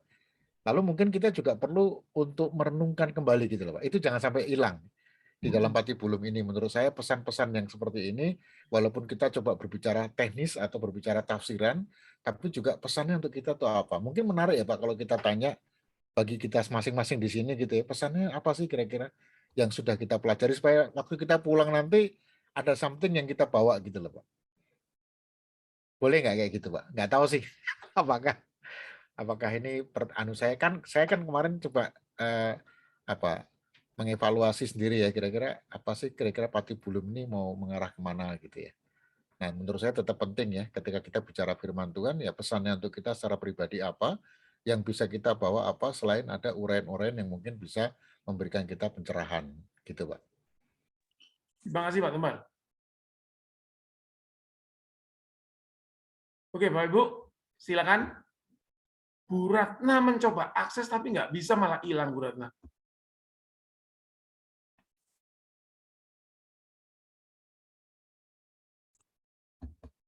Arthur nambahin pertanyaan Pak Tumbal. Iya. Apakah pada saat tersebut istilah anak Allah memang sudah dikenal oleh kalangan Yahudi? Apakah Mesias itu sama dengan anak Allah? Itu pertanyaannya Pak. Iya. Jadi yang dikenal kan Mesias Pak ya. Ya. Untuk orang Yahudi kan Mesias kan belum hadir ya, belum datang. Dan nggak mungkin Yesus, nggak mungkin dalam diri Yesus nggak mungkin, karena dianggap ini latar belakangnya nggak pas nih. Kalau Mesias ya latar belakang harus bangsawan kayak gitu ya, atau katakanlah keturunan raja dan lain sebagainya gitu, karena kan kaitannya dengan kepemimpinan. Nah kok muncul dalam diri Yesus yang anak tukang kayu ini kan sesuatu yang berbeda. Lalu sebutan anak Allah itu sendiri kan sebetulnya muncul dari para murid ya, diisukan gitu loh Pak, bahwa dia adalah anak Allah gitu kan. Lalu mereka mempertanyakan nih, oh kalau gitu apakah engkau anak Allah? Ini kan sebetulnya kan apa ya, sebutan dari kalangan para murid sendiri gitu loh. Tentang hal ini dimunculkan kembali sebagai anak Allah begitu. Kan ada sebutan anak manusia, anak Allah kan gitu Pak. Tapi yang utama sebetulnya Mesias. Apakah Mesias, apakah engkau anak Allah kan gitu. Kan ini semacam hujatan jadinya. Kalau dia anak Allah, masa sih Allah punya anak kan gitu. Itu boleh, bisa nggak kira-kira ya anunya penjelasannya ya. Jadi justru muncul dari lingkungannya sendiri gitu. Ya. Yang saya pahami seperti itu sih. Dengan penjelasan Pak Tumbal. Mungkin gini Pak Tumpal, kalau boleh saya tanya nih ya. Ya, ya. Saya kalau baca di ayat 70, kata mereka semua, kalau begitu engkau ini anak Allah. Jawab Yesus, kamu sendiri mengatakan bahwa akulah anak Allah. Mungkin nggak Tuhan Yesus menganggap gini, loh kamu sudah tahu, karena kalau kamu belajar Taurat dari Musa, saya sudah dinubuatkan. Jadi seakan-akan kamu sudah tahu kok kamu nanya. Makanya saya katakan kamu sendiri yang mengatakan. Karena kelihatannya kalau di Farisi ini, kalau kita lihat Nikodemus waktu malam dia bertemuan Yesus, dia katakan, aku tahu engkau adalah guru. Nggak dibilang anak Allah. Teacher yang dikirim ke Tuhan. Kalau enggak, kamu tidak bisa melakukan mujizat. Jadi Farisi seperti Nikodemus mengakui itu, menganggap itu sebagai guru. Tapi apakah itu pengakuan jujur guru? Tapi dengan dia secara khusus sebagai orang petinggi Farisi menemui Yesus, sebetulnya mungkin Farisi itu tahu kalau mereka kan menguasai ini kan Taurat kan, mereka belajar kan. Jadi nubuat-nubuat di kitab para nabi pun mereka udah tahu. Cuman mereka tidak mau mengakui nubuat bahwa Mesias Yesus akan datang. Mereka tidak mau menerima itu. Tapi sebetulnya mereka ngerti mungkin lah. Sehingga Tuhan Yesus bilang, kalau kamu sendiri udah tahu kok kau pura-pura nanya lah seperti itu. Mungkin nggak seperti itu? Iya. Itu kembali pada tafsiran ya Pak ya. Jadi kalau Yesus kan kalau dia mengacu kepada perjanjian lama, sebetulnya lebih pada utusan.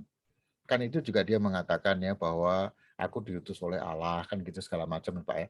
Nah ini kan seolah-olah ini kan apa ya kayak semacam ada sesuatu yang sifatnya sangat pribadi gitu loh Pak. Sehingga kemudian muncul yang namanya anak Allah itu. Nah apakah ini juga yang kemudian ini kan munculnya di perjanjian lama gitu Pak ya. Iya, iya. Kata anak Allah, kata Mesias kan munculnya di sana gitu. Lalu ketika itu jadi populer di kalangan para murid, ya, kalangan masyarakat tentang dia bahwa dia adalah anak Allah sendiri karena dia seolah-olah akan menunjukkan memahami semua tentang firman Tuhan kayak gitu Pak. Nah ini akhirnya muncul itu dan itu menjadi isu dinaikkan gitu loh Pak. Ini kan karena kebencian mereka. Ketika mereka ngomong itu Mesias pun itu sudah menjadi pertanyaan besar. Kalau engkau berani mengatakan itu buktinya apa?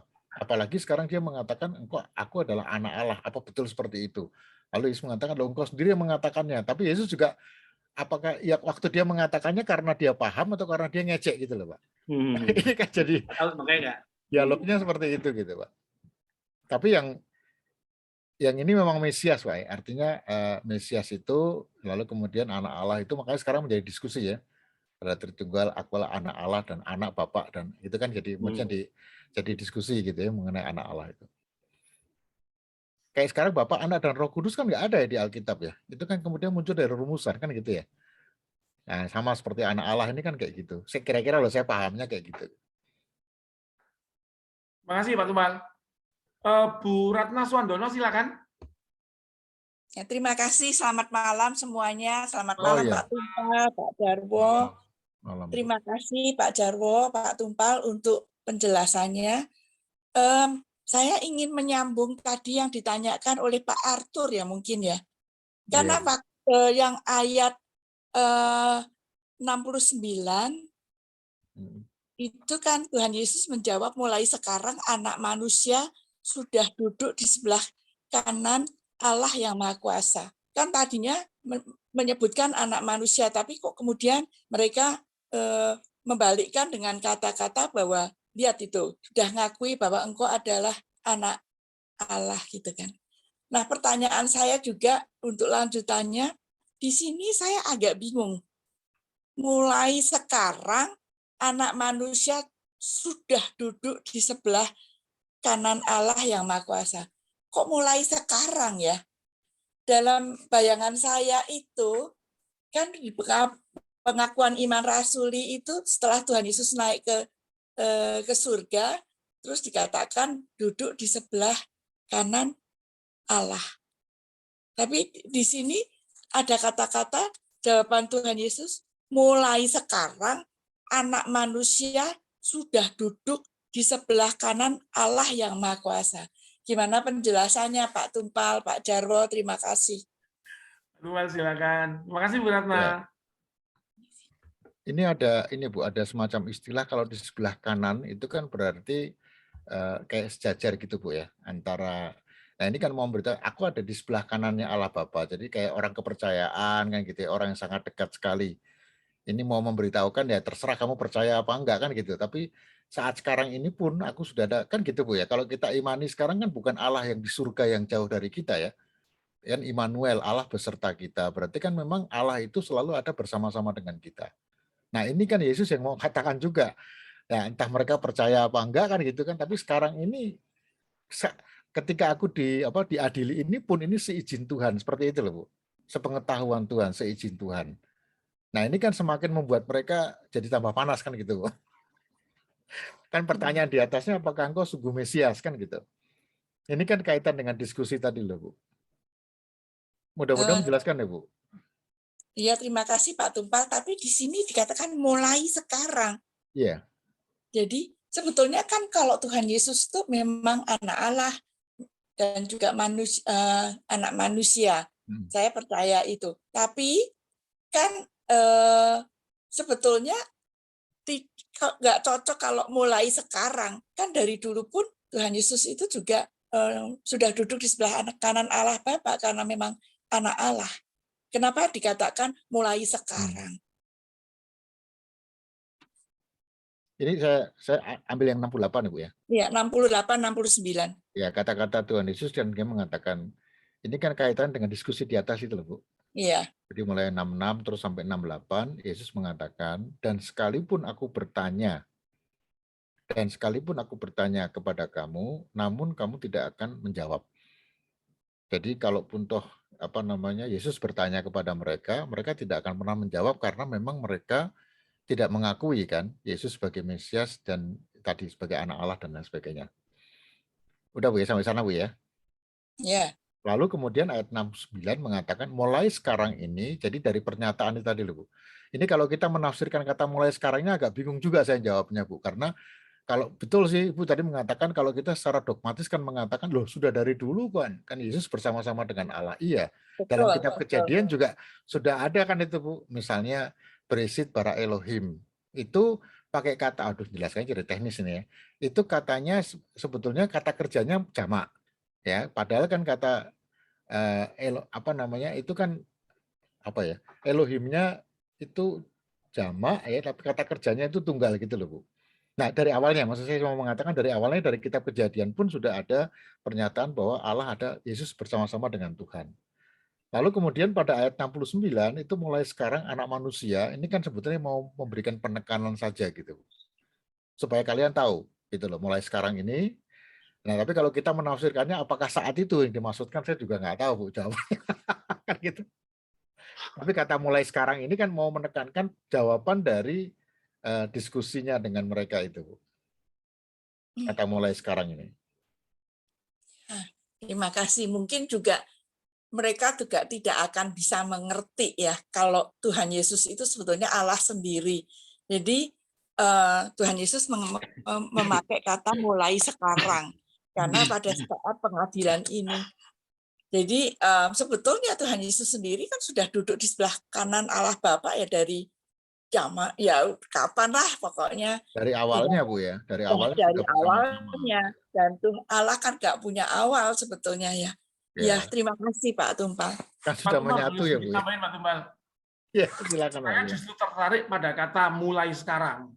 Ya. Iya. Seperti tadi dikatakan bahwa pengadilan agama Yahudi itu selalu ingin mengarahkan hasil akhirnya adalah pengampunan terhadap si objek yang diadili itu. Tetapi terhadap Yesus kan tidak memang. Mereka ingin menjebak, ingin membunuhnya. Dan Yesus sudah divonis loh sebelum pengadilan itu. Nah, ketika tanya jawab tadi itu, Yesus sudah ngomong lah, percuma lah kita berdiskusi ini. Kalau aku ngomong pun, aku ngaku pun, kamu nggak akan percaya. Mereka masih mengujinya lagi kan. Jadi kalau begitu engkau anak Allah. Kau sendiri mengatakan aku anak Allah. Terus mereka mengatakan, ya kalau gitu apalagi yang kita cari? Dia sudah terbukti menghujat. Gitu. Artinya ketika hal itu disadari, orang Yahudi akan betul-betul memvonis dia bersalah karena penghujatan terhadap Allah. Maka proses keselamatan yang dirancang itu jalan, Bu. Akan terjadi penyalipan, akan terjadi kebangkitan, akan terjadi Yesus naik ke surga lalu duduk di sebelah kanan Allah. Kapan itu? Pada waktu itu. Karena Yesus sudah melihat itu semua kayaknya. Sepertinya seperti itu ya. Kalau sebelum turun, ketika Yesus masih dikatakan firman Allah, kan tidak dikatakan Yesus duduk di sebelah kanan Allah Bapa. Tapi pengakuan iman rasuli kayaknya membuat kronologis seperti itu, sehingga setelah kenaikan itulah dia di sebelah kanan Allah Bapa. Meskipun di kitab Daniel sudah ditunjukkan bahwa itu yang terjadi. Mungkin begitu, Bu. Ketika dibilang wah sekarang ini adalah ketika dia deadlock udah nggak bisa berunding lagi dengan orang Farisi yang memang akan mengarah udah ke penyaliban. Dan sejak saat itu semuanya digenapi dan dia akan duduk sebelah kanan Allah Bapa. Saya nggak tahu Pak Tumbal. Pandangan ini sama tuh Pak, sama Pak ini, sama Pak Jarwo saya sama. Jadi seakan-akan pada saat itu dia udah bilang, oh ini pengadilan bikin-bikinan, artinya karya penyaliban akan jalan. Saya akan diadili setelah tidak adil, disalibkan. Jadi karya penyaliban akan jalan. Artinya saya akan mati, dikubur, bangkit, naik ke surga dan duduk di sebelah kanan Allah. Jadi dia katakan keputusan Anda sekarang saat ini sebetulnya udah final. Saya akan jalankan semua ini. Kalau saya lihat sama Pak itu sih. Sama Pak Jarwo. Monggo Pak Tumbal. Makasih. Ya, Pak Gunawan mau Pak bicara. Jarwo. Ya Pak Yosef. Sebentar Pak Yosef.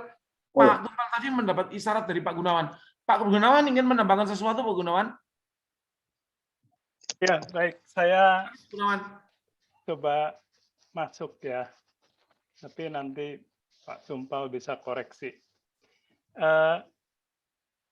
Kalau lihat settingnya tadi kan di dalam kitab Yohanes 18-19 mungkin bisa lebih jelas bahwa itu pertama dikirim kepada Anas, kemudian baru kepada Kayafas. Jadi seperti yang sudah diungkapkan, pengadilan ini ingin mencari konfirmasi saja alasan untuk membunuh Yesus. Karena kesepakatan untuk membunuh itu kalau dilihat dalam kitab Yohanes sudah diambil sebelumnya. Lebih baik satu orang mati daripada seluruh bangsa binasa. Jadi sudah ada kesepakatan untuk membunuh Yesus. Nah sekarang masuk ke ayat 67 dulu. Bagaimana mereka memplotnya untuk mencari alasan.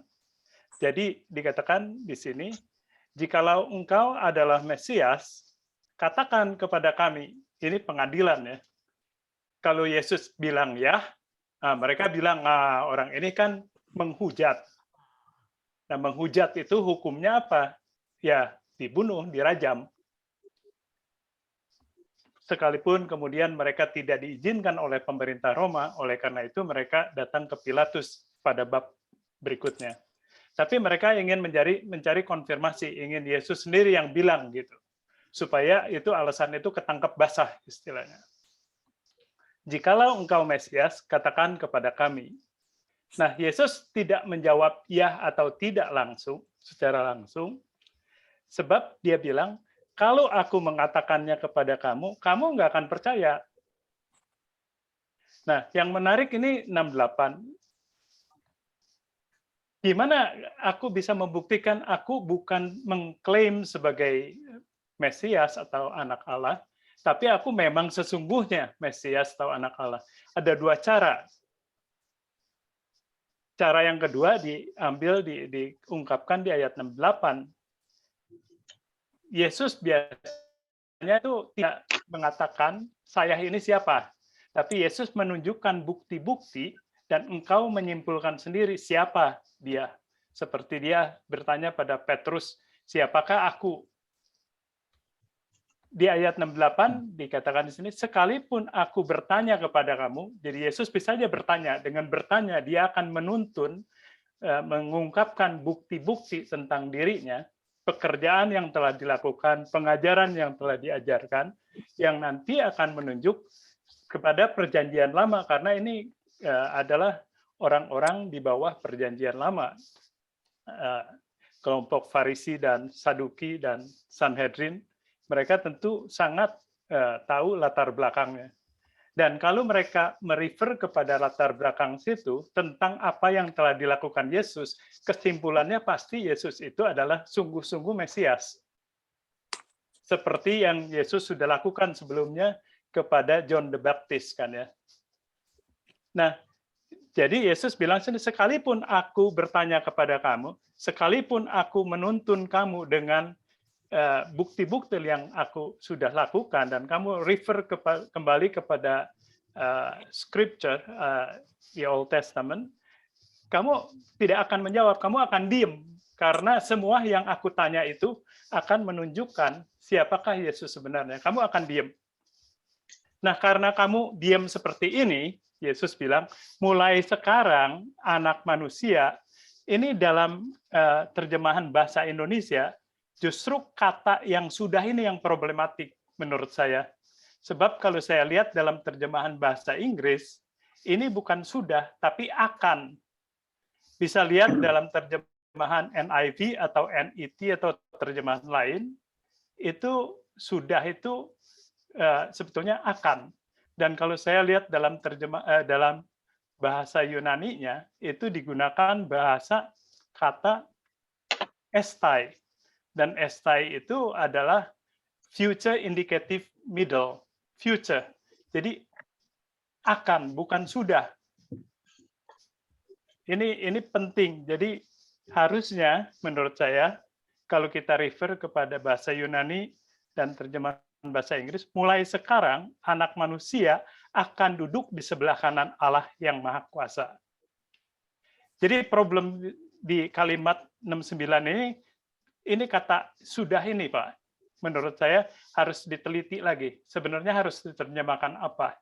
Kalau ini diterjemahkan akan, sebab duduk di sebelah kanan Allah itu merefer kepada Yesus di dalam kemuliaannya. Pada saat ini dikatakan Yesus belum dimuliakan, Yesus belum naik ke surga.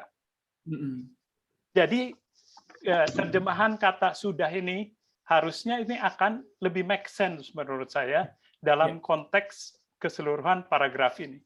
Mulai sekarang anak manusia Yesus akan duduk di sebelah kanan Allah. Ini adalah satu konfirmasi bahwa Yesus akan dimuliakan setelah dia dibangkitkan. Terima kasih Pak Gunawan. Terima kasih. Terima kasih Pak Gun, lebih jelas. Pak Tumbal, ingin mengomentari Pak Gunawan sedikit. Artinya cara saya memandang konteks itu dengan Pak Gunawan memandang konteks itu sama. Hanya mungkin memang perbedaan dan koreksi Pak Gunawan tadi tentang kata akan. Akan dan sudah mungkin dalam kasus biasa memang akan berbeda ya. Yang satu pas, yang satu akan. Tapi dalam kasus Yesus ini rasanya nggak akan terlalu memberi pembedaan. Akan atau sudah itu sebab inti persoalannya adalah buntunya diskusi Yesus dengan orang Yahudi itu yang akan menyebabkan semuanya ini berjalan dan Yesus akan, kalau Pak Gunawan tadi prefer akan ya, proyek keselamatan ini akan terjadi menurut konteksnya dan Yesus akan berada di sebelah kanan Allah Bapa. Sementara yang misalnya si penganut sudah tadi, kebuntuan ini memastikan bahwa ya wis, aku memang akan disalib. Dan itu sejak saat itu sudah ada kepastian bahwa anak manusia akan duduk di sebelah kanan Allah Bapa. Sepertinya begitu, Pak Gun dan Pak Tumbal. Ada komentar Pak Tumbal? Kalau bahasa Yunaninya, kalau saya lihat di sini, apoto nin de estai ho huios tu anthropo. Estai di sini, kalau saya lihat di dalam leksikon, itu adalah future. Akan. Indikatif. Ya. Ya. Terima kasih Pak Gunawan. Pak Tumbal kalau tidak ada komentar tentang ini, saya akan berikan ke Pak Yosef. Boleh Pak sedikit, tapi habis ini Pak Yosef ya, karena Pak Yosef sudah nungguin dari tadi nih. Iya. Pak Yosef silakan. Tadi kita mesti hati-hati Pak. Terima kasih Pak Gunawan untuk penjelasan tadi ya dengan bahasa Yunani. Nah, saya kira kan ahli-ahli Alkitab LAI nggak sembarangan juga ya untuk mengatakan kata sudah gitu.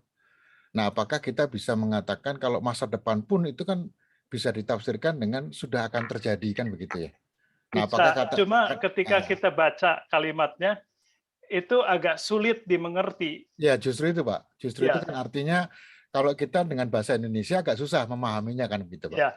Tapi jangan-jangan maksud dari LAI-nya sudah dalam pengertian for the next gitu ya, untuk future.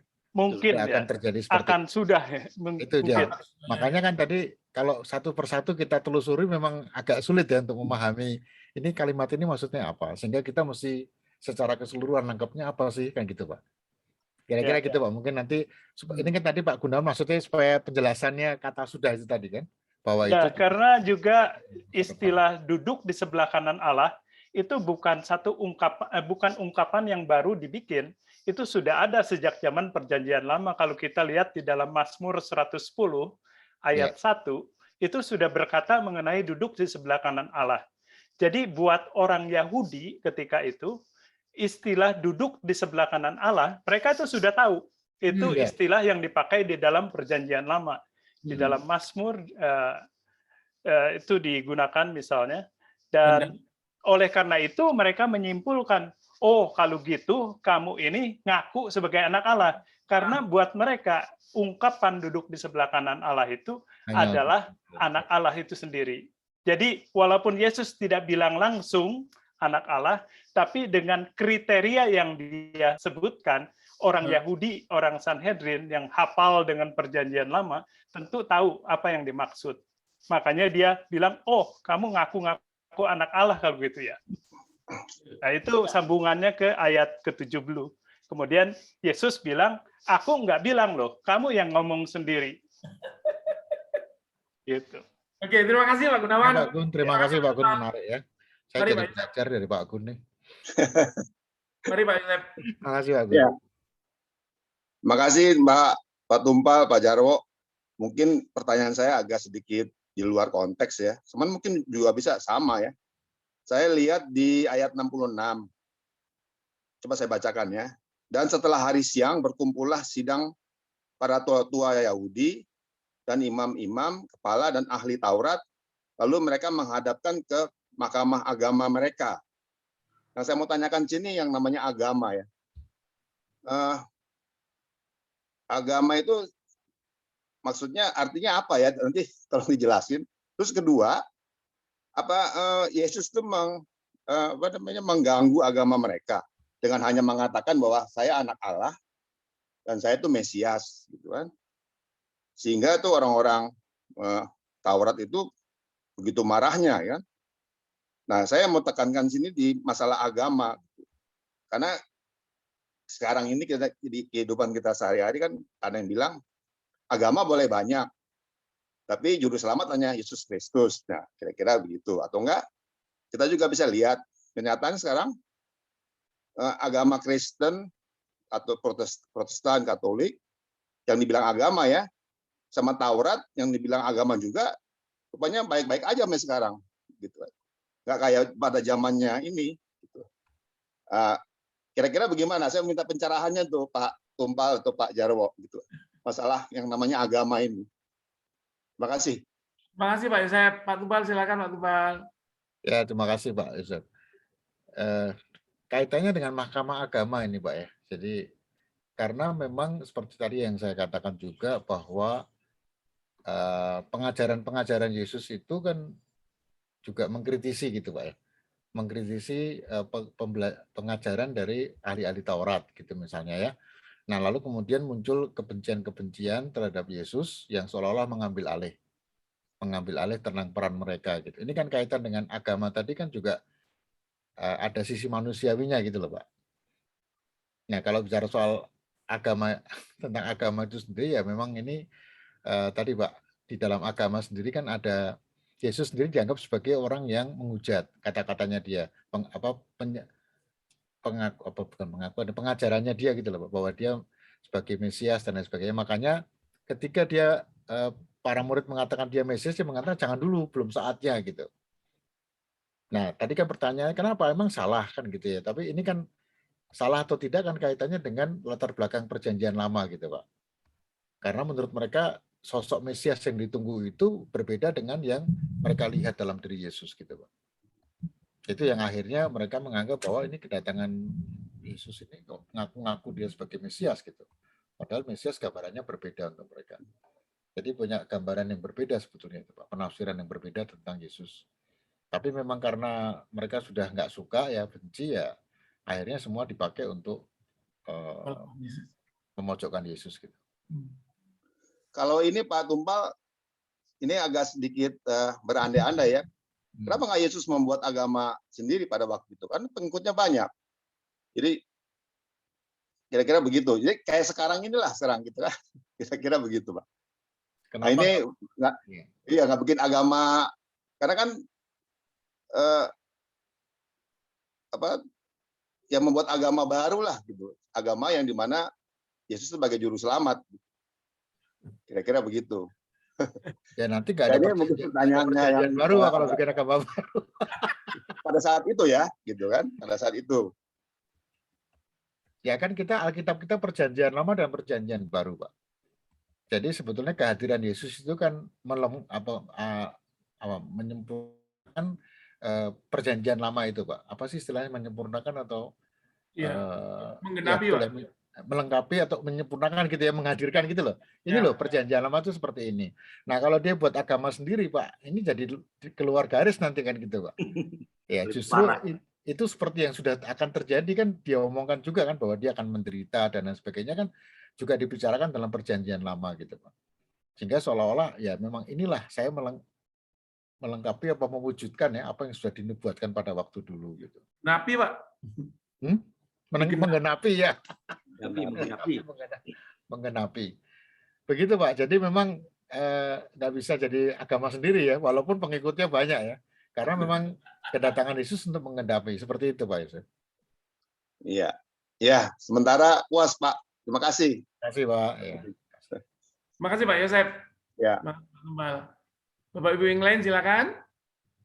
Masih adakah?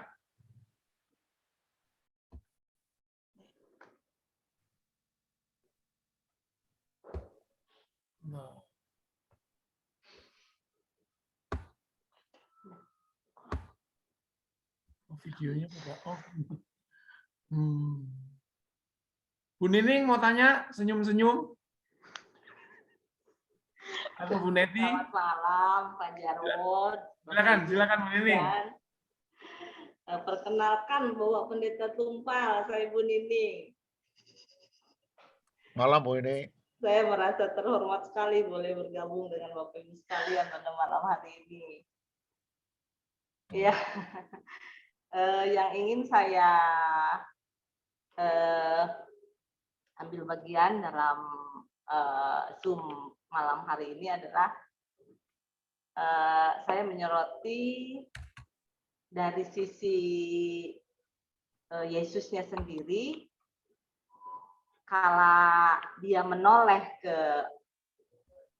Petrus yang sudah menyangkalnya 3 kali itu, tadi Bapak Pendeta Tumpal katakan menoleh kepada Petrus itu ditafsirkan sebagai pengampunan gitu ya, pengampunan terhadap Petrus yang sudah menyangkalnya. Adapun kalau saya melihatnya dari sisi Petrus sendiri, tatkala sudah menyangkal 3 kali dan Yesus menoleh kepadanya, lalu akhirnya Petrus bertindak meninggalkan tempat tersebut dan pergi dengan penyesalan. 2 hal tersebut itu dalam hal ini saya memposisikan diri sebagai orang yang memang mendapatkan tekanan begitu, Bapak Ibu. Karena mungkin dalam kesempatan malam ini saya sedikit ingin menyampaikan kepada Bapak Ibu sekalian, saya latar belakang dari Jawa Barat. Dan dalam keluarga saya hanya sayalah satu-satunya yang Kristen. Dan memang sampai dengan saat ini tekanan itu saya alami karena kepercayaan saya kepada Yesus Kristus sebagai Mesias dan Anak Allah. Sampai dengan sekarang saya masih mengalami tekanan itu dari keluarga. Ya, memang sih tidak dengan kekerasan secara fisik sih tidak, puji Tuhan gitu. Sampai dengan sekarang tidak gitu. Tetapi meskipun saya di posisi yang seperti itu mendapatkan tekanan dari keluarga besar saya yang ada di daerah Jawa Barat. Bapak Ibu mungkin mengetahui dengan persis bagaimana masyarakat Jawa Barat terhadap kekristenan. Nah, tetapi dalam hal ini saya juga mengampuni untuk keluarga besar saya yang menekan saya seperti itu. Kenapa? Karena ya saya mengerti bahwasanya mereka itu memang tidak mengerti kebenaran, sehingga mereka bereaksi seperti itu terhadap apa yang saya anut sekarang ini, seperti itu. Jadi memang saya setuju dengan Bapak Pendeta Tumpal tadi katakan bahwasanya kala Yesus menengok kepada Petrus yang sudah menyangkalnya itu ditafsirkan sebagai pengampunan, dan saya setuju hal itu, dan begitu pula saya terhadap apa yang saya alami dari keluarga besar saya, dan saya pun mengampuni mereka gitu. Jadi dalam hal ini untuk bahasan malam hari ini saya tidak mengkritisi seperti Bapak Ibu sekalian, tetapi saya dalam hal ini memposisikan diri ya seperti orang yang mengalami tekanan karena memang percaya kepada Mesias dan Juru Selamat. Itu saja barangkali dari saya, Bapak Pendeta Tumpal dan Bapak Ibu sekalian. Terima kasih banyak. Terima kasih kesaksiannya Bu Nining. Ibu tidak sendiri, kami bersama dengan Ibu, kami mendoakan Ibu. Terima kasih. Terima kasih. Bapak Ibu yang lain silakan, waktu kita masih ada. Oh, Pak Tumpal mau nanggapi, silakan Pak Tumpal. Ya, ini menarik ini Pak, ini menarik ini karena menanggapi apa yang saya tafsirkan nih. Jadi begini Bu, memang ketika kita membaca Alkitab, itu apa yang kita pahami itu yang akan mendrive akan membimbing kita untuk melakukan hal itu gitu Bu. Jadi kenapa kalau saya mengatakan tadi mungkin kan nggak dikatakan ya pengampunan ya, tafsiran saya lah kira-kira kok reaksinya menangis kan gitu ya. Oh berarti ini kalau saya tuh kalau kayak gitu berarti saya bertobat gitu. Artinya ditegur sama Tuhan. Kayak tadi Pak Ari mengatakan ditegur. Nah, pada sisi yang lain juga tapi Yesus kan nggak menghakimi gitu. Jadi seolah-olah dia malah kasihan sama saya gitu. Nah kata pengampunan saya ambil karena pengampunan itu kan nggak mudah ya Bu ya. Kita mengampuni seseorang itu kan memaafkan seseorang atau mengampuni seseorang itu nggak mudah gitu.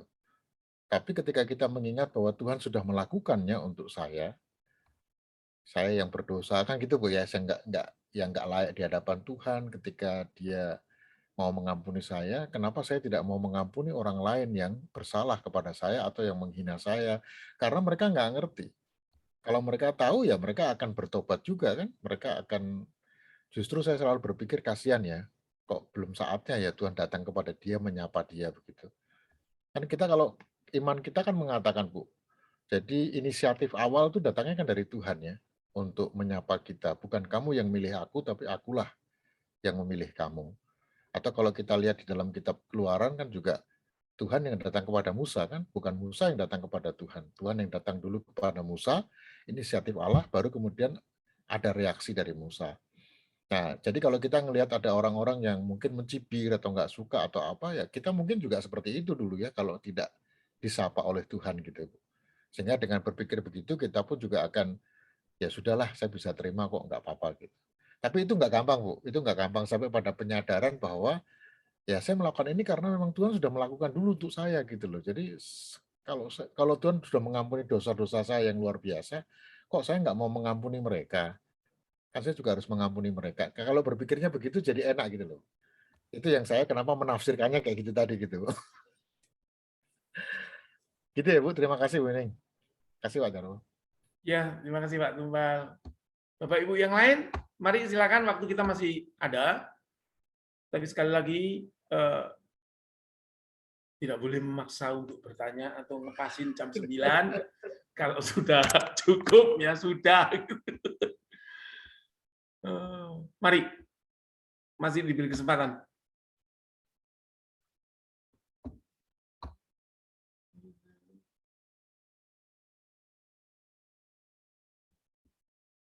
Pak Ferry?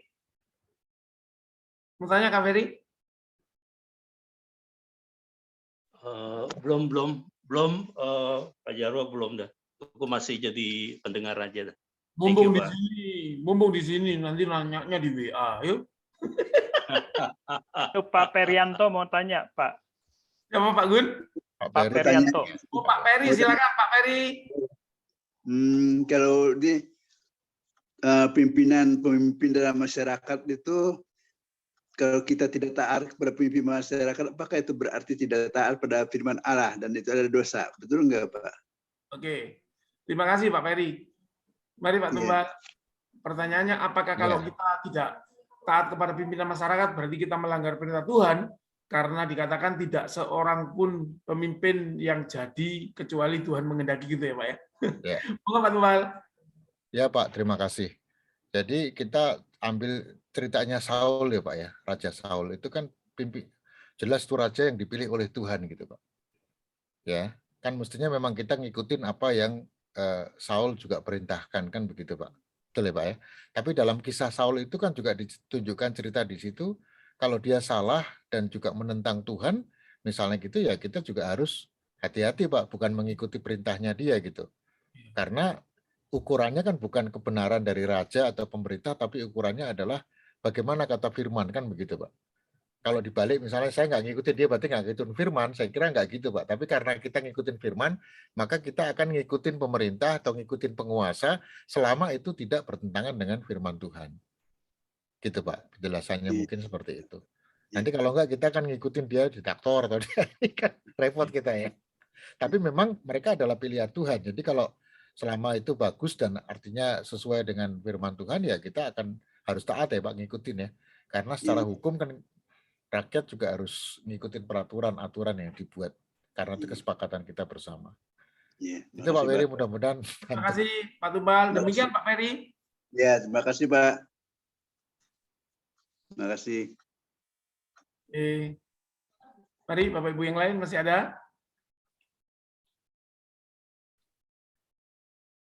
Ya, kalau tidak ada kita akhiri patibulum kita.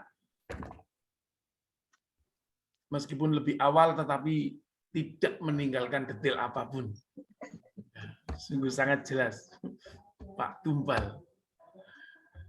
Oke Bapak Ibu, kalau memang harus berakhir di sini, mari kita akhiri dengan penuh rasa syukur. Sekali lagi terima kasih Pak Tumbal yang sudah berkenan memimpin kita malam ini. Terima kasih untuk tambahan pengetahuannya. Terima kasih untuk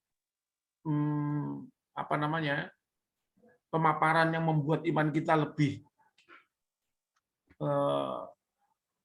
kuat gitu ya. Terima kasih untuk kasih Tuhan yang nggak masuk dalam logika pemikiran kita ya. Bisa diampuni tanpa bertobat dulu. Kalau itu Tuhan berkehendak. Tapi sekali lagi jangan mencobai Tuhan Allahmu. Yang penting pesannya ya Pak Tumbal ya. Ya, Pak. Terima kasih Pak Tumbal. Bapak Ibu, sebelum kita akhiri patibulum kita, mari kita nyalakan video kita, foto. Saya boleh Pak penutup sedikit Pak? Oh silakan Pak Tumbal. Penutup dari Pak Tumbal. Ya, jadi seperti tadi saya katakan bahwa jangan lupa untuk membawa pesan bagi kita ya. Karena pada patibulum biasanya kan kita banyak bicara soal teknis. Terus terang memang saya tidak secara detail mengemukakan, tapi pertanyaannya banyak pertanyaan detail ya. Dan saya senang karena saya bisa belajar banyak. Jadi jangan lihat bahwa saya tenang-tenang, saya tahu semua, enggak loh ya. Tadi saya tenang-tenang karena saya menikmati gitu ya, Pak Jarwo, Pak Gunawan, semua bicara tentang hal-hal teknis yang saya juga belajar banyak gitu. Jadi karena apa kita mesti terbuka kan itu ya, mesti terbuka dan mau misalnya seperti tadi, wah saya mau cari lagi tadi yang Bu Ratna katakan, kok saya nggak sampai ke situ ya pikirannya ya. Nah apa tadi yang Bu Mimi katakan juga itu, nanti saya coba baca lagi lah. Jadi lebih mendalam lagi tentang hal seperti itu. Jadi nggak ada sih seorang yang sempurna atau seorang yang tahu semuanya, enggak. Justru di dalam pertemuan seperti ini kita saling belajar gitu ya. Nah dengan demikian kita bisa mengambil hikmat dan mengambil sesuatu yang baik. Itu Pak Jarwo mungkin nanti. Makasih Pak Tumpal. Penutup yang memperjelas. Mari Pak Krisna, Bang Maruli, Pak Kris, Pak Yakub, mohon berkenan menyalakan videonya. Kak Ferry itu kau kah?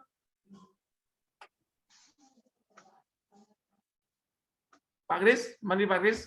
Saya akan kita 2 halaman ya.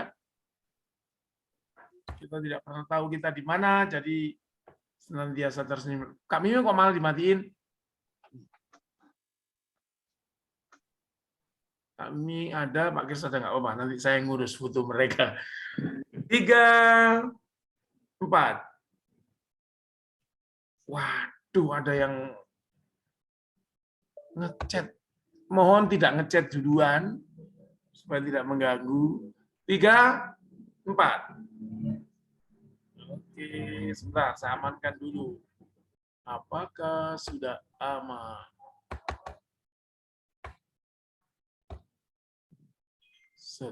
Oke. Halaman pertama aman, sekarang halaman kedua. Halaman kedua. Nah, 3, 4. Oke. Oke, Bapak Ibu, sesi foto yang sebenarnya adalah absen sudah selesai. Mari kita tutup Patibulum ini dalam doa. Mohon Bu Eva berkenan memimpin kita dalam doa. Sambil tolong didoakan Pak Stephen ya Bu ya, yang dirawat di rumah sakit. Saya tidak update kabarnya karena saya ngurusin adik saya di rumah sakit juga. Bu Eva masih bersama kami? Pak Stephen Pak siapa ya? Stephen Satyahadi. Pak Stephen Satyahadi, Pak. Oh ya. Nanti juga doakan nantinya Pak Jarwo dong. Oh ya, ya, adik saya operasi jantung dan sore ini katanya boleh pulang. Terima kasih dukungan doanya. Rupanya Bu Eva sedang tidak bersama kita, maka kita memohon kesediaan Ibu Sri Setiosiaan untuk mendoakan Patibulum ini, Pak Stephen Satyahadi, dan syukur atas penyertaan Tuhan pada adik saya. Monggo Bu Sri. Baik, Pak. Mari kita bersatu dalam doa.